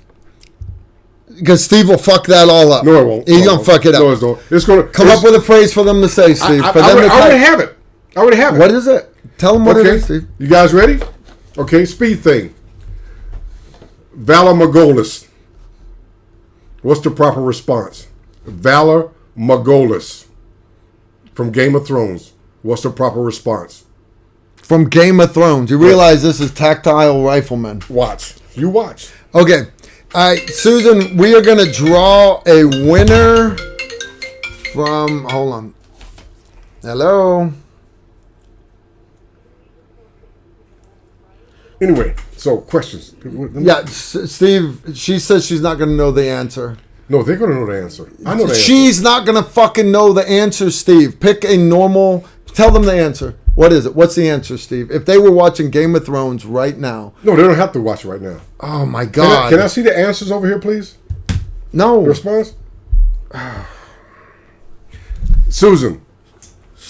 Valor Morghulis. The answer is Valor Dohatters. Holy fucking shit, Steve. All right, here's the deal. If you guys want to win, I want you to type in Steve is a nutbag. You have to spell nutbag correctly. It is all one word, by the way. All right? Because this right here is a bag of fucking nuts. So you're trying to tell me that the nuts. The Tactical Rifleman Nation, that no one out there would have answered that correctly. No, there'd be three of them. I'm telling you, she was going to get it wrong. It doesn't matter. Steve is a nutbag. Type it in. Steve is a nutbag. We're going to draw. We're going to draw at 9 o'clock, guys. So if you want in on this right here. Oh, here's another news flash for you. Guys, understand we're doing this live. So those of you that are watching this video recorded tomorrow, middle of the day, driving to work, please don't type into the comment section, Steve is a nutbag, and then hope to win. No, it happens every time. Oh, do they? Really? They literally. Okay. But they could also say, wow, Paul didn't know that the response to Valor Dohatters, to Valor Morghulis is Valor Dohatters? But the whole world knows that. Hello? The whole world knows that. All right.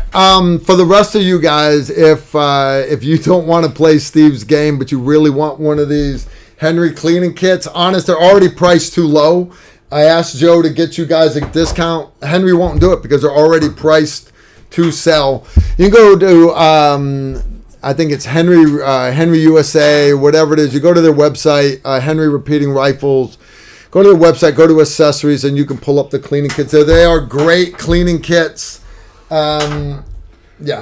So anyway, back to kit. Man, I don't want to give this away, dude, because this is a good. But you have to now. I have to now because somebody responded, Valor Dohatters, and they are not in the running for winning this. When you talk 175 grain 308, Mama is listening to the show and says you cuss more than her. Ha ha. Chad Mormon, I'm so sorry, brother. His wife is doing homework, and she says I cuss too much. You see what you did, Steve? I'm sorry. Yeah. So, Mrs. Mormon, I'm so sorry. I did not mean to have potty mouth. yes, here. ma'am. He does. He does. He does. He's seriously, he's grieving. So 175 grain, 168 My grain. phone died Back again. to that. When we talked about the Hornady 155 grain tap, basically, and you camp parachuters. When we talk about the pommel matches, is one specific ammunition. You can't show up with whatever your ammunition load is to shoot the most accurate and win the match. You have to shoot the 155 grain pommel projectile, which is like the 155 grain Sierra Match King, which is called the pommel bullet. So the 155 grain tap is very similar to the 155 grain pommel, and in 308, to me, that is the perfect combination of case size load density for that case. Like when I was designing the 6.8 SBC, I look at load density, case size, the volume of powder that case will hold, and the bore size of the caliber for the cartridge. So for 308 and that neck size at 308, a 155 grain bullet is almost the perfect match combination for that bore size and that low density of powder. And that's why they shoot it across the course with the competition. Hornady has a 155 grain. I like to call it the 155 grain AMAX. They have the 155 grain tap. And the other one is the 155 grain one that has the cantaloupe. I forget what it is. I'll think of it in a minute. But to me, if I'm shooting tactically and I'm staying inside like 500 meters inside a city, that 155 grain tap load pommel size bullet is a screamer, and it will shut a person down like that. 175s, yes, I have used them in combat. Of course, there's a restriction of the lower land warfare to what we can use as far as like full metal jacket bullets and the Sierra Match Kings, which has an open tip, not an open core like a hollow point. Yeah. But when it comes to not considered an expanding bullet. Exactly. When it comes to being able to use the Hornady 155 grain tap AMAX SST, that's what I wanted to say. SST, yeah. That projectile with the polymer tip, 155 grain, combined with the 308, with about, I think it's about a 54 grain load. I think I run Western powder, and the low density is about 95%. And why I work with low density when developing a cartridge, because when you have a cartridge and faster powders, slower powders, when you lay that cartridge down, that gun is laying on the side, that powder lays on the side. If that powder doesn't have the right low density, you got a lot of airspace there. And that burn rate that fast, it could change back and forth as you shoot up and down and you're moving in the city. But if it's a kind of almost like not a compressed load, but a high density at 95%, that burn rate is going to be consistent. Consistency leads to accuracy. Got consistency. We just did a precision rifle course, and it was literally on almost every slide was the word consistency. Jonathan Camps threw down $2. Steve, can we see your EDC? No, you cannot. Here's the deal. What's the EDC? Some ass clown shot himself on a live stream, and YouTube uses that as a excuse to not let us touch firearms. I can't even touch dummy guns here because the algorithm will see me touching a gun and they'll shut it down. They're wanting to see your everyday carry. That's why a lot of times during the show, like a couple of shows back, we were talking about the Mark 12 SPR, and I was only holding the upper receiver. I'm surprised they didn't shut us down. We don't hold it. What's an EDC? Everyday carry. Oh. Carl, Steve, does a Savage 110 and 30-06 make a good shooting rifle with a 3 to 9 scope, or it needs a better scope? Scoop doesn't make a gun good or bad. I was about to say that. Take away your scope part of the question. Savage 110 is a tack driver. I had a good friend of mine, Sean R. I'll leave it at that. I don't want to expose him, but his and he worked with Carl. Yep. He's in my SIF company. Yep. His fun gun, his hunting gun, was a Savage 110. I mean, I knew a lot about Savages at the time. We started working on loads for his gun out at Ed Lowry's Rattlesnake Ridge Range, and he was shooting 168s, 30 caliber 168s. That gun was a tack driver. Nothing else done. The gun I was using was a 30-06, and it was built by one of the best gun builders out there, JRC. He knows who he is. Sean R's Savage 110 was what it was. I more than likely probably had a low pole scope on it because that's most of what we ran back then. And that gun was a tack driver. And then I ran into another guy that had a Savage 110, and it was a tack driver. And I mentioned that to Chris Murray and Sean Waller down at the AMU, and they said that the Savage, the way they it's one of the few rifles that actually has a barrel nut, a barrel collar nut that tightens the barrel into the receiver. Of course, you got to have proper torque, foot pounds, and everything else. Unlike the Remingtons, and they said the gun is inherently accurate. So forget the scope. Savage 110 is a shooter. Now, do you want to put good glass on it? Yes, do that. But saying you want a 3 to 9 or a 4 to 12, that's a personal choice. What do you like on the low end? What do you like on the high end? How far are you going to be shooting? How much are your young eyes, old eyes? You gathering light to old eyes and young eyes are totally different. So your the amount of light you're pulling in is going to matter. I tend to stay around 45 millimeter, maybe 50 millimeter. I don't go to these 50, 60 millimeter scopes. It's like, what the hell? I might as well put a spotting scope on top of my rifle once you go to a 60 millimeter scope. But I like low end. I like 2.5 at the low end because if I'm walking, moving, and something pops up, I can get it in that large field of view and make a shot. I very seldom go over 10 power. I know a lot of guys, and I have scopes that run 18 power. I think they're still sitting on my shelf somewhere. I really don't go past 10 power. I just don't. I don't believe that there's nothing out there. I don't shoot prairie dogs, so I don't worry about that size target at a great distance. So a good scope, but a Savage 110 to 30-06. 30-06, I'm telling you, I run a 125 grain nozzle ballistic tip and a 155 grain hornady tap round, that AMAX, and my 30-06, oh my gosh. Random American wanted me to remind Steve that we're too busy shooting guns to watch TV like your Game of Thrones. We have our priorities straight here at Tactical Rifleman. That's from Random American. That's a good response. Greg, I respect that response. That's a good response. All right. That's a good response. I like that. Good stuff. I say full disclosure, guys. I have my wife and daughter got the sets of Game of Thrones, and I watch them in the gym when I'm on the rowing machine.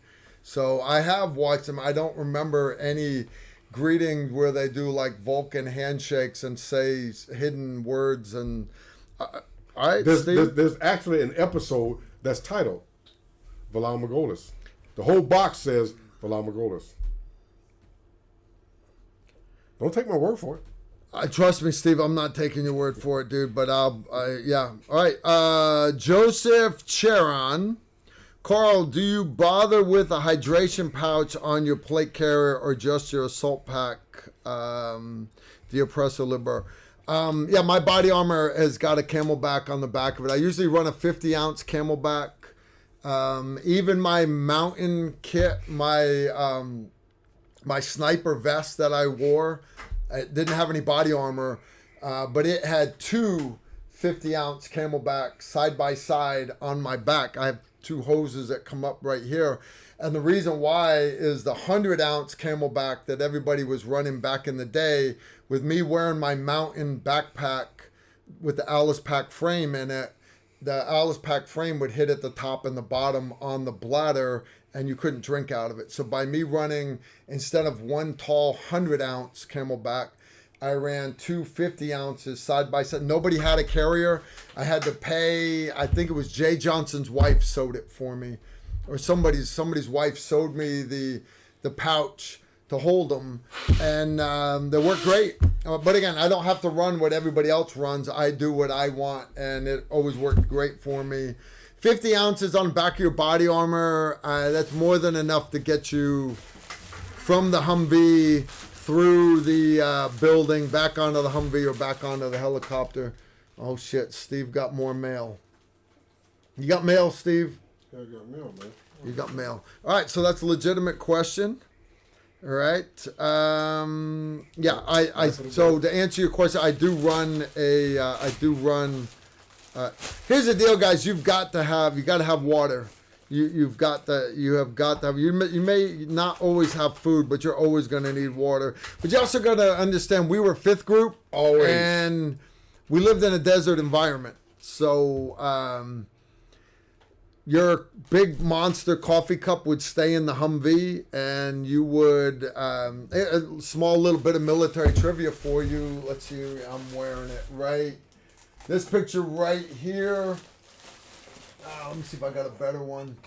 All right, I know it's hard to see my body armor right there, guys, but you can tell I'm wearing body armor, right? The back of my body armor, back of our kit made by ATS Tactical Gear, my old SIF company, we had a row of 5 flashbang pouches on our back, and I couldn't reach them, right? They're not for me to grab. What they're for is, let's say Steve is the number 1 man, and he's locked on the door. His gun is pointed at the door. I'm the number 2 man. I'm controlling him. But on Steve's back is a 1, 2, 3, 4, 5 flashbangs. So I would take a flashbang off of Steve's back. I would show it to him. He would nod his head and say, knowing this is going to suck, I'd show it to the guys behind me. I'd pull the pin. I'd throw the flashbang into the open doorway. And once it goes off, I release Steve. We both go into the room. So we had all these flashbangs on our back, but we started replacing one of the flashbangs with a Starbucks double shot, the little can of Starbucks espresso. And it wasn't me that started. I wish because you guys know I love my coffee. It was a Salters, and I'm like, what's up? And they're like, after you've thrown 4 flashbangs, you need a double shot of espresso. You do. So we always had our Camelbacks. We did, but we started carrying double shot Rippets. Big Army had Rippets in the chow hall. God, I always hated those things. Cool part about my op fund is I couldn't buy jewelry for my family, but I could buy all the food I wanted. So we had lots and lots of cases of Monsters and Red Bulls and Starbucks double shots and a little bit of everything. We did. Thank you, taxpayers. Thank you. What you got, Steve? You doing another giveaway? What's this one? Okay. For me? You got me a present? Steve got me present. Steve got me present. Steve got called. All right. This is from Soros. Okay. Can we open it up? What'd Steve get? Ooh, he got me a Ziploc bag. Sweet. Check that puppy out, guys. It's not closed. Oh, it's got something in it. Oh, snap. Sweet. Okay. Dude, you got me a set of glasses? Okay, let me check it out. Steve's trying to tell me I'm blind. No. Oh, sweet. Steve.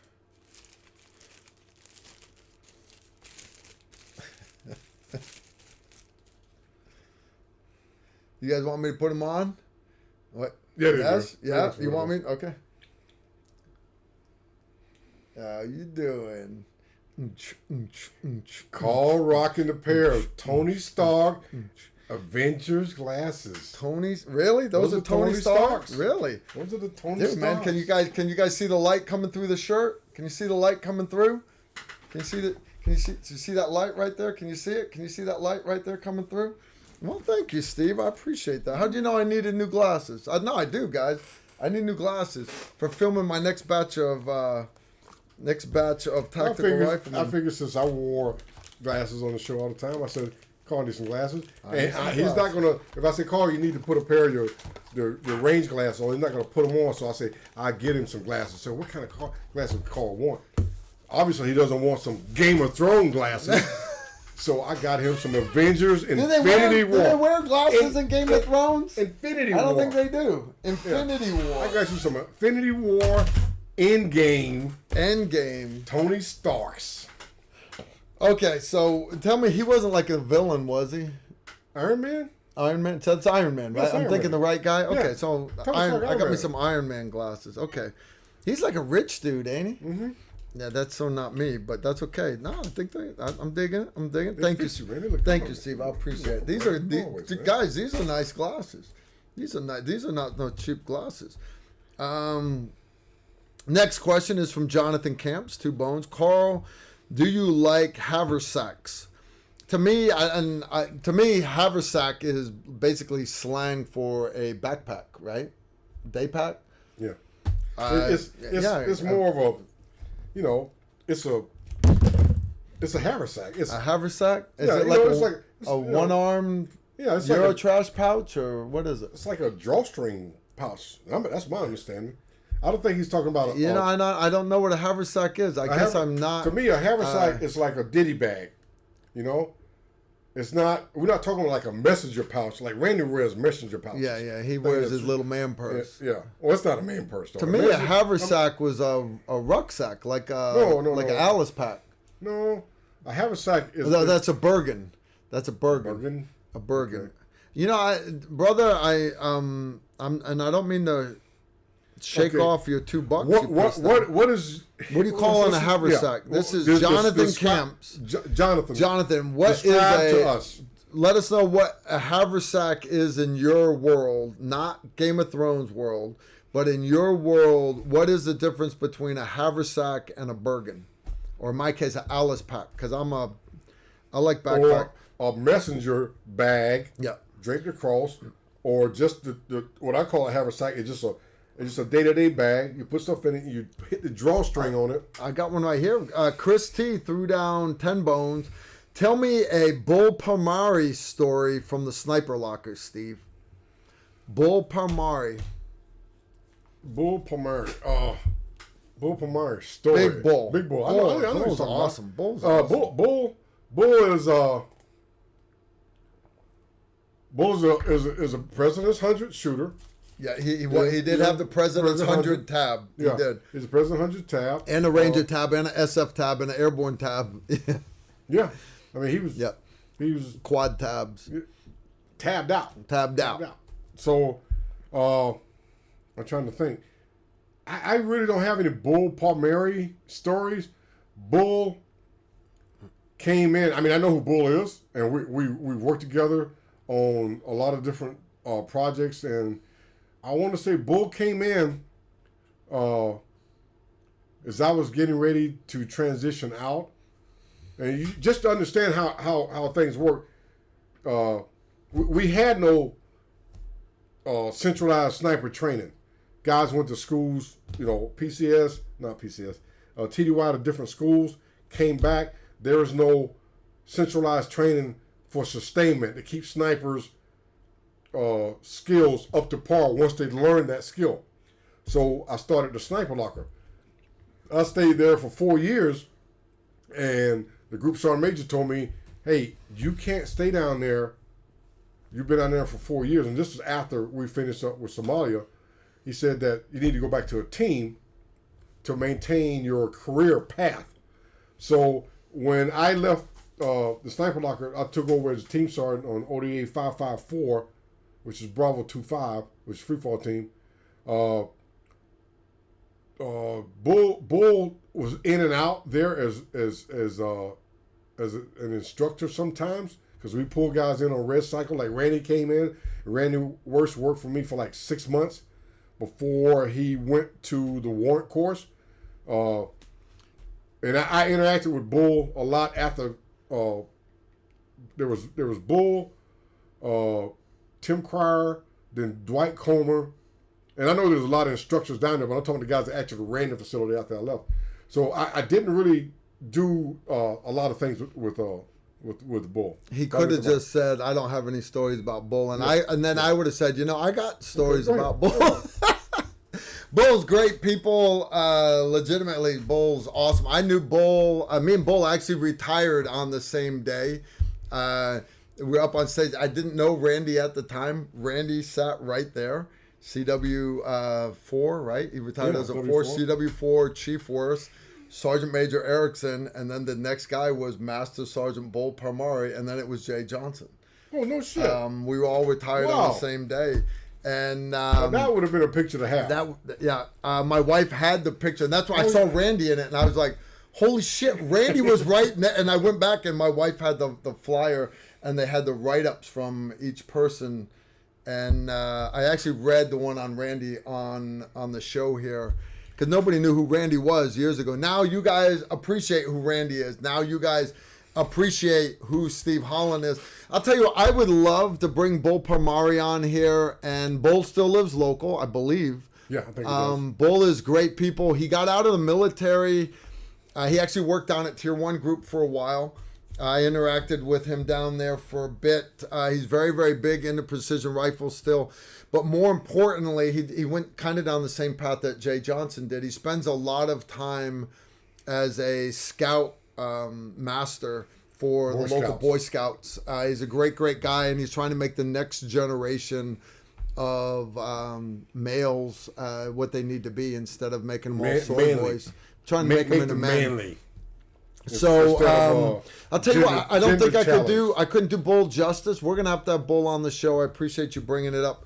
One thing I will say though was Steve Zorn, who's awesome by the way, actually pulled me up a picture of this is a World War II American soldier that has a haversack. That is the bag right here hanging off of his side. So it is kind of like a messenger bag. A haversack is a one-shoulder bag. So to answer your question, I always ran 3-day packs.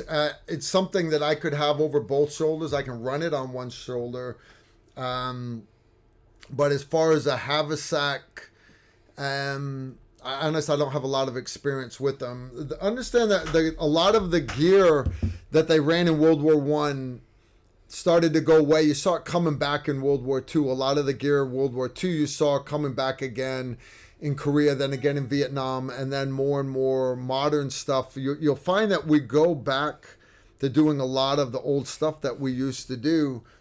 There was a time where guys would unblouse their boots and just have boot laces going everywhere, where prior to that, you guys would actually run gaiters to keep mud and thorns and everything from getting inside of their boots. We got away from that because we wanted our pants to be able to breathe.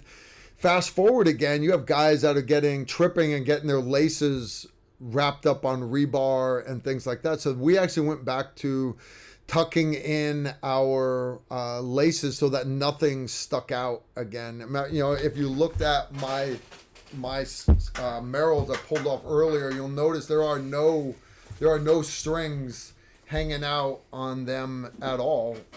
Now, when I have to go out in the woods and there's nettles and mud and all that other stuff, I keep gaiters. I do. I can't run high top boots anymore. My whole reason for saying this, and I'm not saying gaiters are making a comeback. But I'm saying there's a reason why people did things back in the day. So I'm not ruling out haversacks. I just never needed one in my career. I just never did. But I appreciate you bringing it up. I'm not going to lie to you. All right, got another one here. Okay, I'm tracking now. Yeah, haversack. Yeah, haversack. I know. Now I know. Once I caught it, immediately saw what it was. Flintlock threw down 10 bones. Carl, tell us about the midget Faluzis. We don't have near enough alcohol for that one. We're gonna have to skip over that one. Actually, you look like a freaking gay pride FBI agent in a porn film. All right, we have a winner. We are past 9 o'clock. We just went 3 minutes over. Don Jenkins. I hope you're still in the chat room. You are the winner of our Henry 4570 cleaning kit. Guys, it's unopened. I'm not going to crack it open and show it to you because it's not mine anymore. It belongs to Don Jenkins. Don, here's how you win this thing. All right, is take a picture of your home screen, your YouTube home screen, so we know it's actually you and you're not Ray Craddock pretending to be Don Jenkins. Take a picture of it and email it to tacticalrifleman1@gmail.com. Just say, hey, I'm the winner of the Henry Rifle cleaning kit, and give me your mailing address. And once I get that email, I will mail this to you. But understand, you have to send me that email. I can't magically send this to you. What do I mean by that? You remember weeks and weeks ago, we had a winner that won this Crimson Trace light laser combo. The winner still has not reached out to me. So who's got to ask a question about the haversack? Steve Zorn. Steve Zorn. My apologies.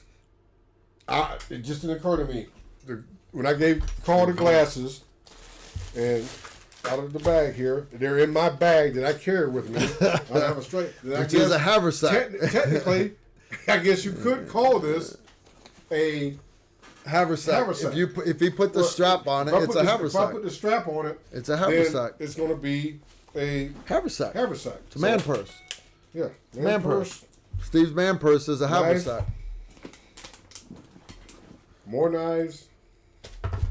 Jennings, not Jenkins. I'm sorry, not Jenkins. It is Don Jennings. DonJennings. Don Jennings, you are the winner of the Henry Rifle cleaning kit. This one is for 45 caliber. Again, you can change different brushes and stuff. Here's the deal, guys. These are awesome cleaning kits, and you can go to henryrifles.com or go to their website, but just Google Henry Rifles. You go to the website, go to the accessories page, and you can buy. Everybody's looking for good cleaning kits, and I know the company. I understand Henry Rifle does not make cleaning kits. There's a company that makes these cleaning kits for Henry Rifles, and they're badass. They actually make the cleaning kit that I had in that video I did on how to clean ARs, how to clean AR rifles. I mentioned the name of that company there. So anyways, check them out. And in my haversack, knives of the week. You guys know I like to show knives. Knife of the week. And again, like I said, everything to me, the knife is about the handle. I mean, good blade and everything else. But so many knife makers have handles, they don't realize you're going to sweat. Yeah. You're fighting, you're cutting. You got blood on your hands. It's going to get slippery. You need grip. Okay? Yeah. So that's in my haversack. I never thought about it. Remember, guys, when you go to the Henry Rifle website, remember that there's a bunch of different cleaning kits there from different companies. Go with the one. This one's actually made by ProShot. That's the company that I was talking about. They're the ones that make my AR cleaning kit also. But if you go to the Henry Rifle website, this cleaning kit, and it is badass, guys.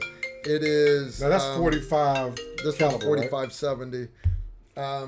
Now the 4570 cleaning kit, and I know technically not supposed to do this, but I since I have a 410 Henry shotgun, lever action shotgun, and a 45 Colt, I actually used the kit that I got from Joe and Carl, and I actually used it to clean my 410. Mm-hmm. And I just take the 45 cleaning brush off of it, put a 410 on it, of course, and then I clean that out because sometimes I get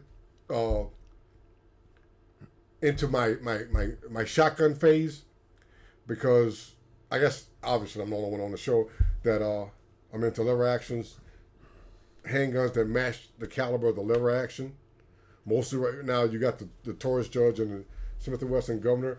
But I love myself some shotguns, and I've shared a lot of my personal home video shotgun shooting with Carl and the rest of the guys, Randy, Emery, Jamie, and the rest of the guys. Because I guys, as was proven in Uvalde, Texas, that border patrolman, BORTAC agent, got there, grabbed a shotgun, grabbed some shells, went into that room, and dropped the threat.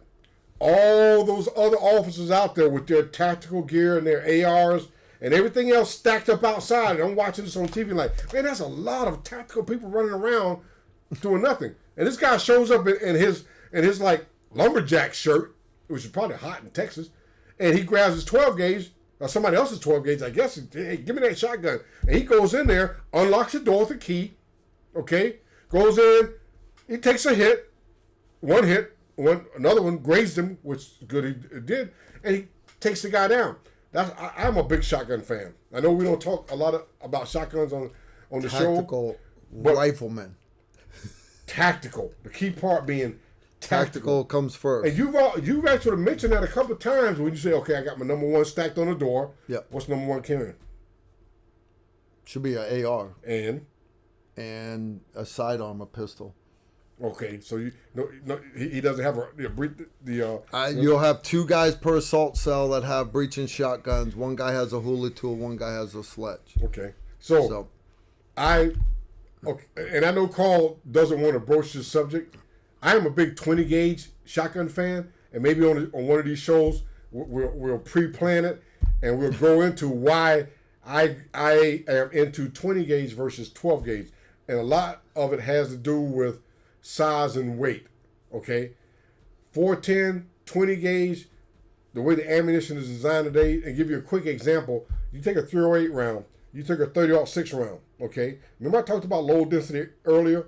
You shake a 30-06 round, you hear all this powder moving around because the powders have changed over the years since the 30-06 came out in when? 1906. The casing was full back in 1906. Back in 1906 it was full. Now with these better, faster powders, more efficient powders, that low density has shrunken down to about maybe 52, 53%. So now you got all that space. When you take that space, you cut it off, what do you have? A 308 Winchester or 7.62 NATO. You take the 20 gauge, what they can do with the powders now, and the loads they can put in the 20 gauge versus 12 gauge. Look at your who's that company that makes the mini 12 gauges? I know the ones you're talking about. Yeah. They have almost the same load capability, power capability as the larger 12 gauges, because now with technology, the powders are better than everything else. So you do that same thing in 20 gauge. And again, Uvalde is a good example. That guy took a shotgun from somebody else. My understanding of what happened, he showed up and goes, "Hey, I'm board tack. My child is what's up, brother? How you doing, man? How you doing, brother? Good, Emery. How you doing? Good. See you. Emery Morgenstern, international man of mystery. Come on, go grab a chair. Come slide in here. Chair. Come And, snuggle. next to my haversack. Chad Mormon did reach out and say that he carries a haversack every day. That's his man purse. He carries all of his stuff in it. See, now when people say, "Hey, man, is that a man purse?" I say, "No, that's a haversack." That's a haversack. That's it actually dawned on me freaking that haversack. a couple of the bags that I carry are haversacks. However, I have a Euro trash bag, which is like a one-shoulder bag. And that's what I carry, like when I fly, stuff like that, when I travel. I don't carry a bag with me every day. My go bag stays in the vehicle. But I pack out so much shit in my pockets. I do. My pockets are full. You like my... I love it. Not Star... Tony Stark. Tony Stark. I see yours are corrective. Tony Stark. Yeah, so I've got Stevie Wonder... and Emery Morgenstern. Emery Eminem Morgenstern. We got to get. So anyway, what's your favorite 12 gauge? My favorite 12 gauge? Load. Home defense. Oh, home defense. Yeah. Well, that's a whole thing because I was going to go That with would Hatton. be. Hatton round? Well, I'm a breacher. I mean, you can kill a person with a hat and round. Oh yeah, can. Oh, yeah. Fringe, dude. Fringe, Fringe, yeah, fringe fringe. is Yeah. good. Yeah. My And now- favorite- now- defense, now- you know, My now- favorite shotgun round for home defense would be 300 blackout fringe, pretty well. I like my 5.56 Frange. 5.56 fringe for home defense. I'm So- a big Fringe fringe at guy. home. So I know we've addressed hatton rounds. I mean, we use hatton rounds. Yep. I don't think I've ever done accuracy with distance with hatton rounds. I don't think I've ever. That's because there is none. Yeah, they're not very Yeah, accurate. yeah. No, Now, one of the- past 12 inches, man, you're lucky if you hit a person. Yeah. Now, one of the things we used to do is we'd take 12 gauge, 2 3/4 inch, 3 inch, 2 3/4 inch, and we'll cut the bottom of the hole right above the brass, and what you end up with The whole plastic casing goes whole out plastic the end. casing Yeah. with the shot still in the casing Yeah. is going down range as a slug. Okay, difference is 12 gauge slug, lead slug, sable, copper, solid, green, say the planet load. It's one piece. When that slug with the 7.5 inch 320 BBs hits a target, it's there as one piece like a slug, but once it enters the target, it separates. And see, that's the advantage of a hatton round is you don't have to do that, so your gun functions better. Yeah. But it still hits and if you hit a guy with any kind of At frangible distance. round, At distance, yeah. you'd Anywhere. be surprised. Now Emery's saying not past a foot and a half, but I've seen they're not hatton accurate. rounds. They're just not accurate. They'll do damage. Yeah, I have seen rounds that are they're very. Are they going to be as accurate as your sabot slugs at 100 meters? Of course not. But inside the house, You know, they came out with Yeah, when I was an R&D officer for the breaching section, they came out with a what they called a tactical breaching round, and what that was they put a few double-aught BBs behind the hatton round. Yes. Oh yes. But wait a minute, he doesn't have the little thing on oh his chest. shit! You need a yarmulke now, dude. You got a doily for your head? You put a doily right there, dude. I'm serious. Oh.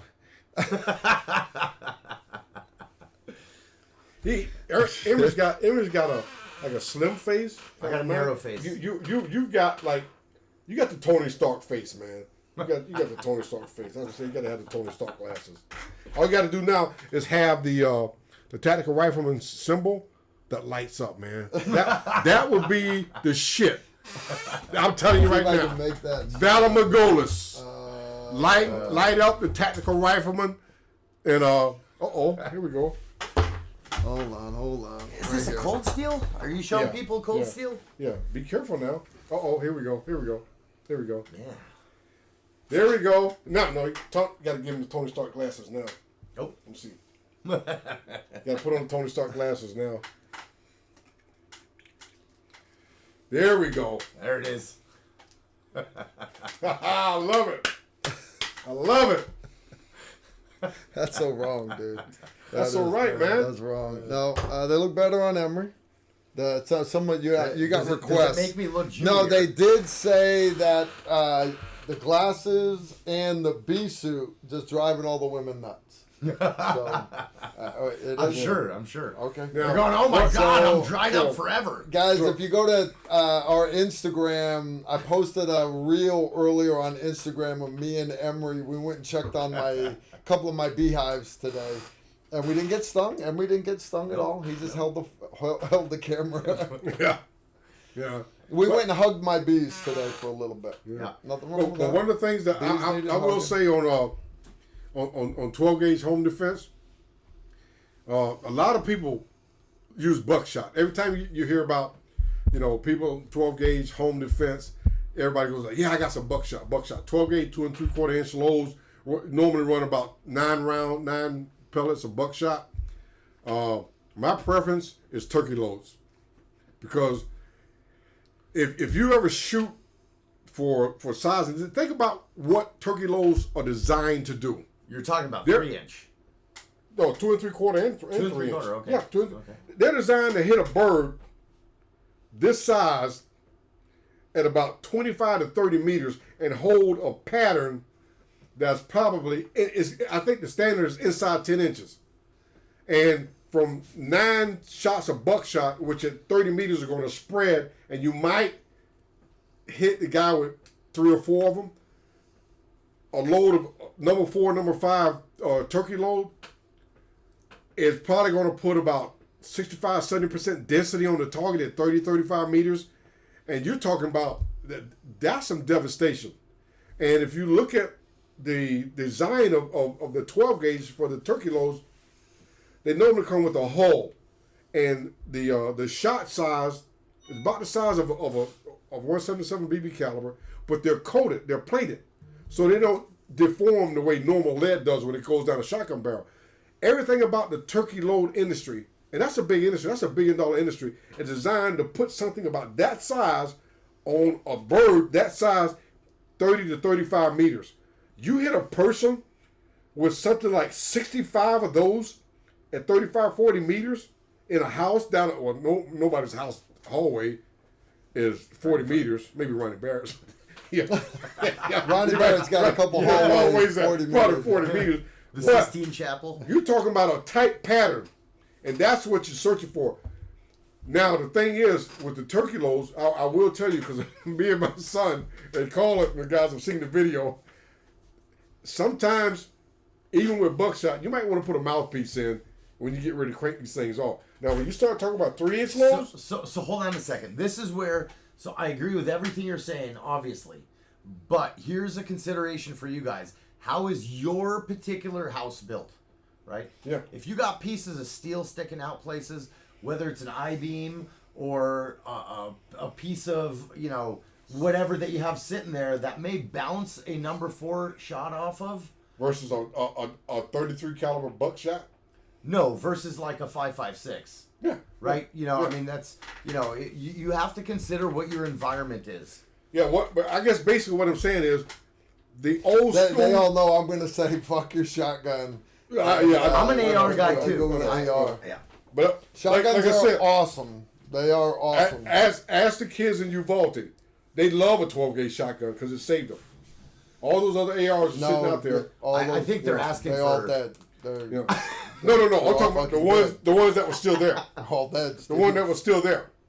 The next When he one got over? there. When he got there. Okay. Okay. So basically, what I'm saying is, it's like the old thought process of I got a 12 gauge at home to defend my home. I use buckshot. Buckshot will penetrate sheetrock, particle board, almost everything. You use turkey loads number 4, number 5. It's probably going to stop on the second sheetrock, so it's not going to penetrate into like your kid's bedroom. Hopefully, I mean it's still a devastating load. And just get away from that. I got to have buckshot, okay? Because the pattern is too big. You want something to tighten it up just a little bit more. So get you some number 4s, number 5s, and some buckshot. Go outside or go to a good range, set up some targets, and shoot, and then come up with your own. Steve, Yeah. we got another one for you Okay. right here from Matthew Dion. Hi, Carl and Steve. The torque range of the barrel nut for an AR varies so greatly, 30 to 80 foot-pounds. How much does that affect the accuracy? Thanks and God bless. Good question. Not really. No, here's the deal. Different manufacturers do different. This is what it is for our gun. Other guys do it different. But understand, more important is torque it to spec and leave it there. Yep. All right. You over torquing or under torquing, that's not what's affecting your accuracy. There are so many, and don't get me wrong, everything has to be perfect. I got that. But there are so many Don't we have other something up there? things that affect accuracy more than torque on your barrel nut. Torque And on that your goes barrel back nut. to what we were talking about earlier. There's American accuracy, and then there's combat accuracy. We get too wrapped up into that minute angle. Guys always talk about half a minute. Oh, it shoots half a minute. Most human beings, okay, you're talking to a sniper instructor, okay, most human beings can't hold a half a minute I'm a 2 MOA shooter all day long. for a certain amount of time. That's something Mr. Joe White taught me early into my career, and he is the man. And God bless him. He is the man. He said, "Son," I said, "Yeah, Mr. White." He goes, "Most men can't hold a half a minute." He said, "This gun right here, it was a 6mm by 223." He said, "This is a quarter-minute gun." He said, "You can't hold that." He said, "You might get off a couple of rounds in there." He said, "But you can't hold that consistently." So, as I said earlier, the difference between gas impingement for accuracy, piston for reliability, but not as How do you accurate. pronounce that? It's Quo Vadis? it's Quo in that combat distance. Get away from that accuracy and get into reliability. Next question from Quo Vadis. He threw down $7.62. Tell Emery thanks for unflugging my grip. Working on it as I watch. Translated, Steve, this guy's dry firing on you and me right now. He wouldn't dry fire on Emery. No, he would. He's not going to dry fire on you because you got the chest. You got the light up chest. Right there. He don't want to piss you off. Your chest might light up. I don't know who that is, but based on the YouTube name. But I appreciate you, and I love that you're working, and you're fucking awesome. For sure. Sherry Champagne, she threw down 5 bones. Carl, can we do a video where Emery gets stung by your bees? Dude, really? Then do some shooting drill. We're Fucking actually really? just talking about this today. Really, Erica? You had to go there. Emery does love the pain while doing the drills. So what we were thinking, Erica, is we're going to put Emery wearing nothing but his bathing suit in the Bobcat. iPro.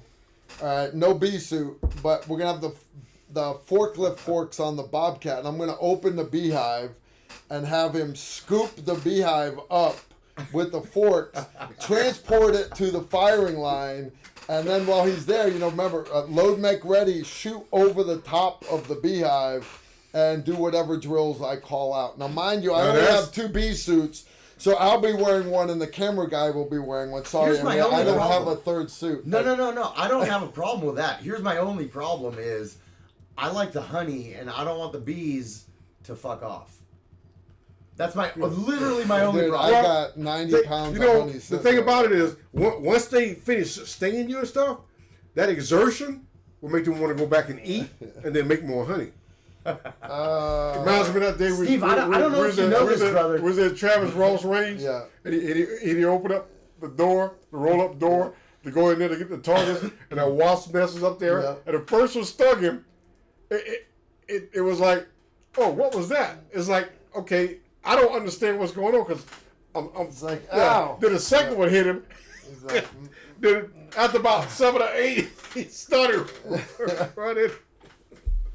that's when we had I started thinking after the John 3rd Rich, or 4th, right? one, Yeah. why would you? Did you get it? And Jay it was a 556 cloud threw down chasing. $5. Talk to He me. said, looking at picking up a Ruger 1022, any thoughts on wood versus synthetic stock? Thanks, really love these Tuesday live streams. Full disclosure, not lying, not exaggerating. You ask Emery. When Emery drove up yesterday, Wood I was stock. actually laying on the range, zeroing my stock Ruger 1022 1022 with a wooden stock. Now, it is my first gun I ever had in my life. And a $1,300 scope. Yeah, I was 16 years old when I got it. That's it. And I put a heavier barrel on it. It has a suppressor on it now. But I took off the collapsible paratrooper stock that was on it. Back when I was in high school, I put an old crappy wood stock back on it. Actually off of a different Ruger 1022. And it does have a $1,200 Raptor on it. Yeah. It's got a nice piece of glass. But my point is, the Ruger 1022 is an awesome gun. I have a Ruger 1022 that I have had several for of them. 20 Yep. years. It's got a wooden stock, but it's got not the old wooden stock that had the barrel band that makes it look like a carbine. Yeah. But it's a Ruger wooden stock, but it's free floated basically. Yeah. And I've had opportunities to put other stocks on there, like Magpul stocks and all that other stuff. I just don't. I mean, again, I've used them. I go back to wooden stock. We're getting back into American accuracy, and field Hold on, accuracy. let me be the outlier. It is zeroed Let at me be the 150 feet because it is made for the outlier. squirrels. The outlier. Yeah, let me be the outlier in this conversation. What's an outlier? I Is that like a prefer- haversack? He The outside lies outside the conversation Yes. looking in. Okay. My opinion on 1022 specifically is I love those Hogue stocks or whatever, the rubberized ones, Yeah. because they don't slip in my hands, right? And when I get a cheek weld, my cheek's not slipping around. When you don't have a beard, it's not as big of I a was about to story. say that. You got a beard, Yeah, it helps to have a rubberized stock. It feels nice, that's all. I There's tell nothing you, wrong with But understand, it doesn't make the rifle more accurate. No. Synthetics does not. There's a company in Tennessee that makes probably the most accurate 1022s I have ever seen. Now we're going to get into this American accuracy because we're talking about. I guess their standard is 50 meters with the 1022, and I've invited Carl for us to go there and visit him and do the show from his place live. It's called the Feddersen Group, and their 1022s. Oh my gosh, I'm talking about quarter-minute angle all day long. But again, it's what are you doing with it? Do you really need that? But if you're into this, I know there's a lot of competitions out there. I know I saw one in San Antonio. It was a Chevrolet, that one thing where they have. Yep. I know what you're talking competition. about. Yep. And one of the stages is 1022, but I also got a chance to see the guys shoot. What's David Tubbs? The long time had the No the idea. reticle, the tub reticle. And No idea. But he and the other guys, they shot the 1022 stage. They shot the shotgun stage, which was like Thank like you. 100,000 clays coming at each guy, just dropping Yep. a gun and shoot each guy. But the 1022s that they make there at Fedderson's, right outside of Knoxville, Tennessee, those things are credible. I mean, they're absolutely credible. And he's invited the Tactical Rifleman show to come there and do a show, but we just haven't had a time based on a call schedule. I'm sorry, guys. I'm busy. You guys know I'm busy. C-Rud, 3 down 5 bones. 3.5-inch Magnum TSS turkey load with a Mossberg 835 Ultra Magnum shotgun Claymore with a stock with a long range extended choke. Woo! Okay. I mean, you gotta is there tie a that question thing. You mark gotta there, tie that or- thing down. I guarantee you I can Oh. hit and group tighter than you at 200 meters with my AR. I'm just saying. Is the question? I'm but just is the saying. question? Is that what you have for home defense? 'Cause if Yeah, that's your if home that's defense the case, gun. No. Yeah. That- Overkill, way too long. That's something you lock down in the front of your golf cart. Okay, you lock it down or something. Come up with some vise. Take the top of a rifle tripod, screw hole it into your golf cart, and then if you have to defend your house, pull out of your garage, and whoever's coming down the driveway, you just hit the trigger. Kadoom! But put the parking brakes on your golf cart because it's going back. That's a semi-auto, Steve. I tried 3.5-inch shells one time. Oh, really? Yeah. I love 3.5. One time. Love it. Guess what? I still have 5 boxes of them. Do you really? But I've only tried it one time. I shot one Oh, time. brother, we gotta You go. got to kill do it that on my off. Versamax. It's so much fun. Yeah. No, I'll bring my 872 I have pump. a Versamax. I have okay? a pump. You feel it better. No, I don't no, think no, a Versamax will feed 3.5s, will it? Yeah, 3.5. Okay. It's one of the only ones that will. Byron Russell, if you're still watching, dude, I want to give you a shout out. I Byron, miss you, love you, buddy. brother. I miss you. Love you, brother. Byron Russell's an old SF buddy of mine. He was ground force sergeant major while he was sniper. He was assault team sergeant while I was a sniper team sergeant. And yeah, Byron's Best good brothers people. out there, man. Good people. God bless you, brother, man. Love you. Yeah. 3.5 inch. I went into Walmart one time, and they had that rollback thing.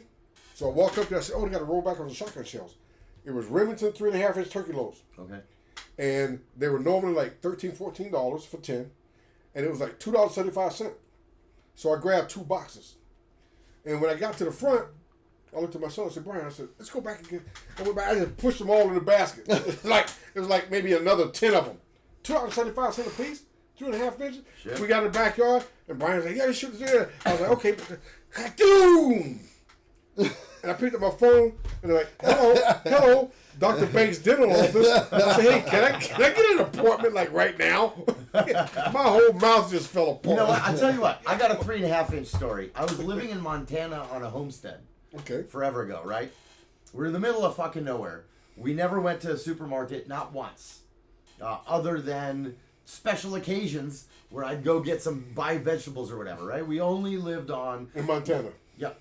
Only what we either killed or grew, right? Okay, I'm with that. And that's my That's thing. Randy Worst shit right there. That's my thing. Chad I'm not Mormon. Randy Worst. I'm not even close. Okay, go but Chad Mormon just sent home defense for some should be to do a complicated full body movement that mimics dancing to confuse the enemy and then run. Chad, I love you, Chad. Dude, honestly, do whatever you have to do. Dude, we're going to get back to your story. to survive. But Chad, I'm with you, man. It's like the Guardian of the Galaxy. Like the dance song to That's save real. the universe. Right? You know the dance song to save the universe? Let me tell you. I love back to how Montana. If Back there's to one, Montana. back to Montana. Okay. So I love how when Steve starts talking, saving the planet and tactics and everything, he immediately goes Game of Thrones, and then the Avengers, and then what was this last one? Guardians of the Galaxy. Guardians of the Galaxy. Holy shit! Because you know why? To think of stuff like Uvalde, Texas, And I mean, Buffalo, that shit's real. New York, that It's real. shit breaks my heart. That breaks my And heart. I can't dwell on that. I can't dwell on that because then I want to go out and fuck something up. Yep. All right. So I get into the Save the Galaxy dance off. All right. So anyway, back to Montana. So other way. No. We're gonna slide you guys this way. We got to hear about Montana. No Alright, so- Walmart. Okay. So the No Montana story Walmart. is No this. Dollar General. Nope, Right? nothing. Okay. Nothing. Middle of nowhere. Middle of fucking nowhere. So we see a gaggle of gay geeses. Gay geeses. It's a gaggle of gay geese. It's a South Park reference. Don't worry about it. A gaggle of goose. It's geese. We gaggle have a bunch of of geese. geese, okay? So gaggle how of do you geese. tell the difference between a gaggle of geese and a gaggle of gay geeses? Have you ever watched South Park? Kind of know. I watch Game of Thrones though. We're going to change that. All right, so hold on a second, Carl. Malabanius threw down 30 bones. Uh-oh. I have been well Uh-oh. entertained. Have a drink on me, fellas. Roger that. So, Oh, we got to ring the bell. All right. So no, but Go ahead. thank hey, you, where's your brother. little tasties? All right. So here's That this is good you want some coffee more? right there. This story. No, that's yours, brother. You want me to get you one? No, brother. I got feet. Okay. I got feet. Montana. All right. Okay. So here's the deal. So Gay geeses. So a bunch of geese, a gaggle, A gaggle whole of gay geeses. So it's a whole shitload of geese, and they're There we circling. go. There we go. Right? They're circling, and we know we have a little pond, and so we're like, oh fuck, they're gonna land in the pond. Oh my god, we need food. Let me go grab my shotgun, right? So I go and grab my 870. It's got a long barrel on it and all that shit. Okay. And it feeds anything from 2 3/4 to 3.5. So I went and grabbed it with whatever shotgun ammo I had, plugged it in there, ran up there, and we crawled over the little ridge to get to the pond. I'm not the best shot, but I ain't a bad shot, right? So unless you're asking Carl. Well, I emptied that, reloaded, emptied it all into birds. I see it hitting the birds because you see their feathers go in, and all of them took off, and What we was were the hungry. distance? What was the distance?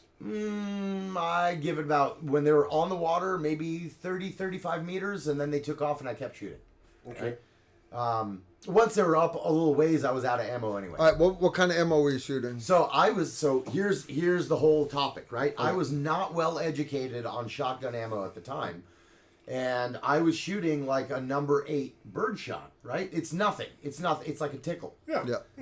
So I got done, and I was like, I don't fucking miss. I don't know why. I know I hit those birds, right? And there's not one that like didn't fly off.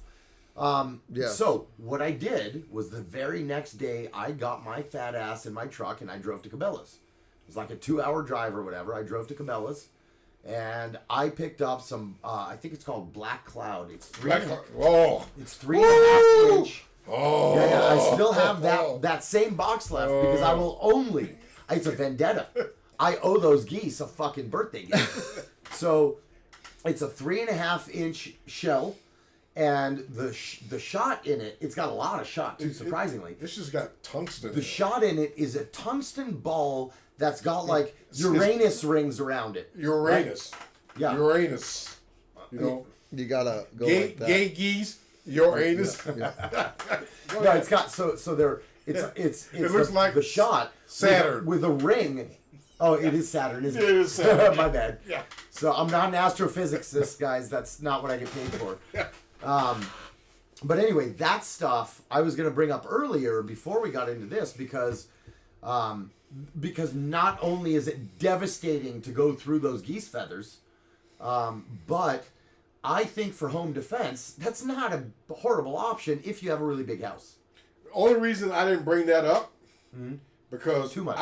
No, you notice I always talk about this kind of load or that kind of load, but I never talk about the ammunition company. Because if the ammunition company doesn't sponsor Tactical Rifleman, I don't throw a name out there. Fair enough. But now that you brought it up, I know, Dude, that stuff is awesome. I did not want to put a name on any specific company, but like I said, as soon as you said that, I said it's got tungsten. And it's got this. We shot a steel gong one time at 25 yards. My son, I sent you that video. While they're having their this is a 20-inch gong. Their It knocked gong and turkeys and shit. I mean, that's pressure. That's Yeah. I didn't want to throw that out there because it's like we're all right, guys. we're giving these guys free advertisement. Next question is from New York City drummer 23. That's Marvin. What's up, Marvin? Sup, Marvin. He says he actually says sup. He actually says sup. Sup, Marvin. Should do that with Marvin. Do that with a Z. He just received a 22 long rifle CMMG conversion kit for his AR. Should I have any concerns shooting it with my 5.56 suppressor besides gumming it up with carbon? Yes, just to start off with. What I mean by that, we're going to bring Steve back, right? Because he'll agree with me here. Anytime you're shooting conversion kits or changing types of ammo, for example, even going to just frangible ammo, but I have a CMMG conversion kit, 22 long rifle one, just like you're talking about, and they run great. You're going to love it. They're great for training. However, understand it varies by gun, but also by suppressor. Some suppressors have got tighter baffles than others. So what you need to do is literally, you don't even have to have a bullseye on the target, but I want you to have a clean sheet of paper. What I do is I take one of my normal paper targets, printed on one side, white on the other side, spin it around and put just a blank sheet of paper. And what I want you to do is at 2 meters, shoot a bullet. And if the bullet went through the paper even sideways a little bit, you quit using the suppressor because what you've had is a baffle strike. I then want you to go to 5 meters. You shoot one bullet. That's it. All right. We're not screwing up your suppressor or your gun here. Same thing. Walk forward and check your bullet hole. It should be perfectly round. Do the same thing at 7 meters, again at 10. 4 bullets is all I want you to shoot. After that, if they are not footballing sideways through the paper, you're golden. Don't worry about it. Again, that conversion kit, 99, I won't say that, 80% of the time, conversion kits like that run great. They really do through suppressors.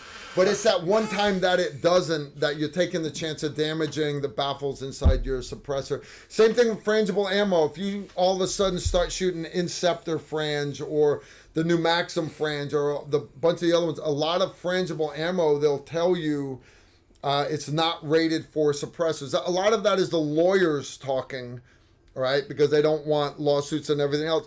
Do the same thing with the frange. Shoot one round close and then back it up a little bit. And what you'll find is, because those frange, because a lot of them are very, very brittle, they're not digging deep and tight into those lands and grooves. All right, some frange does. Not all franges created equal.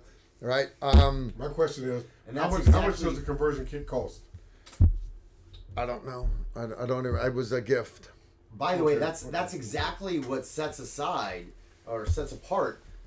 the Maxim frange from all the rest, is because it's specifically designed to be run through SVRs with a high twist rate and suppressors on the SBRs, and everything I've shot so far has been flawless. Okay. Sorry, guys. Is that a coffee? Oops, so. Shout out to Mr. McCullum, watching us from Virginia. He's the man. He's the man. Guys, And I'm gonna check again with Susan real quick. One thing I want to bring up, especially since Mr. McCullum is watching. Lately, when we watch the news, we hear all this stuff about Ukraine, and you guys know where I stand on the Ukraine. I think it's a wag the dog situation because of what happened with Hunter Biden and Burisma. Each year, when we go for our budget for the military, and I'm speaking specifically for Socom, we fight Congress. We fight hard and say, hey, we need this money. We really do. And I know we have special requirements, okay, other than the other services. And each year, we get a budget. And I'm telling you guys, we fought. And I know we have the Navy SEALs, and we got boats, and we've got submarines, and we've got MH helicopters, Task Force 160, and we got the 4 Ranger Regiment battalions, and we got the Special Forces groups, and we got the air guys. We got all this stuff, and we're fighting for, SOCOM's fighting for that budget with Congress.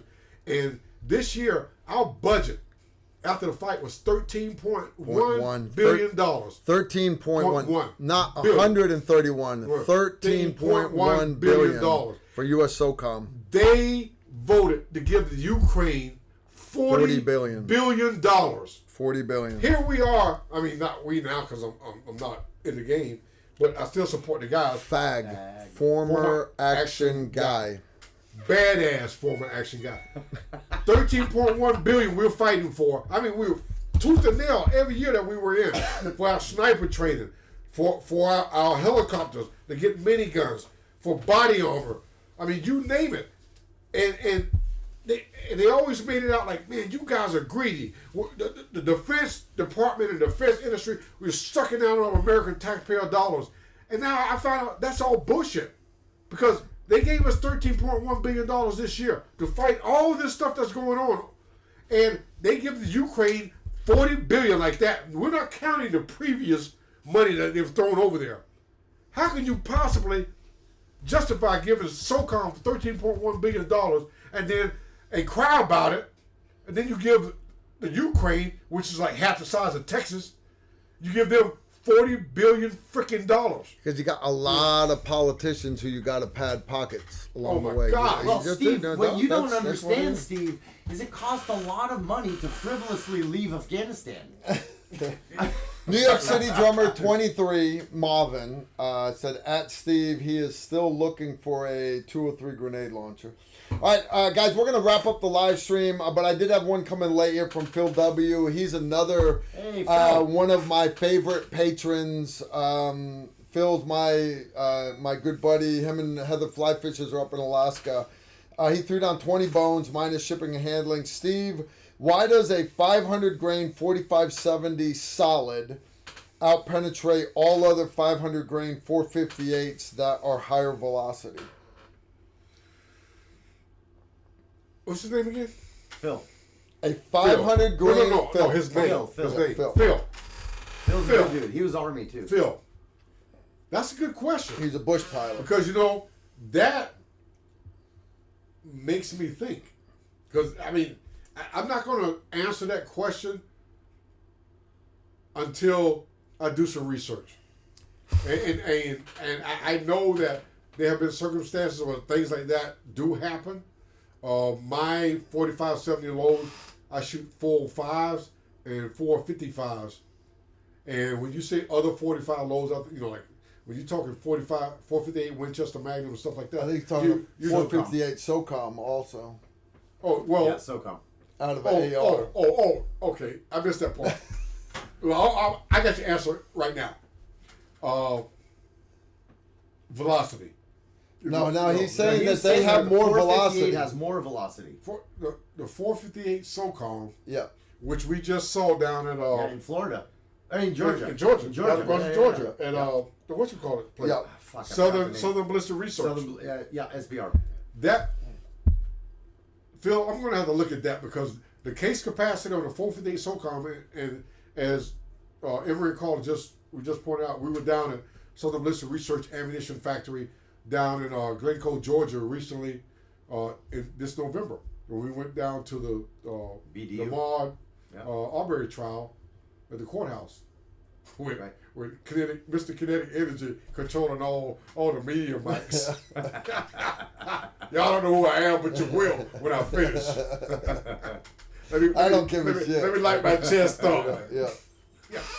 So, let me look at the powder loads and load density and the velocities and the bullet construction.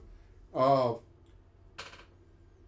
can see a 45-70 out doing a 458 Socom because I know just right now visualizing it, the powder capacity on the 45-70 powder capacity on the 458 Socom, but I also have to look at what the he also mentioned it was a solid projectile out of the 45-70, and the Socoms and that's a are big difference. Yeah, they're actually designed to hit and expand. Right. Yeah. So Again, that was my next question. What bullet for the 458 Socom? Because the ones that we saw were very similar to what we jacketed. They're lead core. They're lead core, but they're polymer tip. The ones we saw. Yeah. So to help them feed.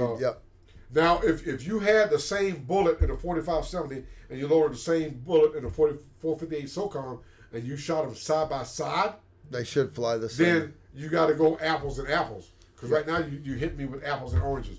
And anything like that, I would just say to you, I would have to research that and get back to you. All right, hey guys, we are going to wrap up this live stream for tonight. I want to give a big shout out again to thank our sponsor, USCCA. You guys get out there, check them out. United States Concealed Carry Association. Check them out. They're going to help you be the prepared protector that you need to be. Get that USCCA membership. It's a big shout out to them. I want to thank all of my moderators out there, Susan, Donut, JT, Chem Student, all those guys that have been helping us out here. Keep you guys in check. I want to thank my guests today, Emery and Steve. I'm hoping Steve comes up with a couple of videos. Because right now I don't have him down for any. I don't. Everybody else is. Maybe we'll do a 458 Socom versus. No, I got you down for one, Steve. But we gotta sit and hash it out. Yeah, we'll hash it out. That project I was telling you. Well, we got a lot of great tactical rifleman videos coming up. We do, and shout out to everybody down in Brunswick, Georgia, Glenn County. Yep. Mr. McCollum, without a doubt. Yeah. So. Yeah, we had a good live stream tonight. It's always great having you guys here visiting with us. That's giving Ukraine $40 billion. $40 dollars. billion tax dollars. And giving SOCOM 13.1. Emery, be polite.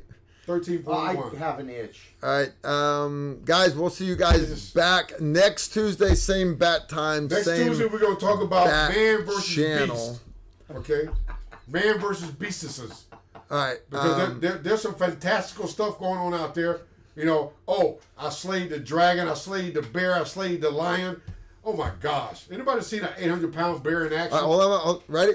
What's that? Right? See it right there? 5, 4, 3, 2, 1. No, he said, we'll see y'all next time. Y'all take care and shoot straight.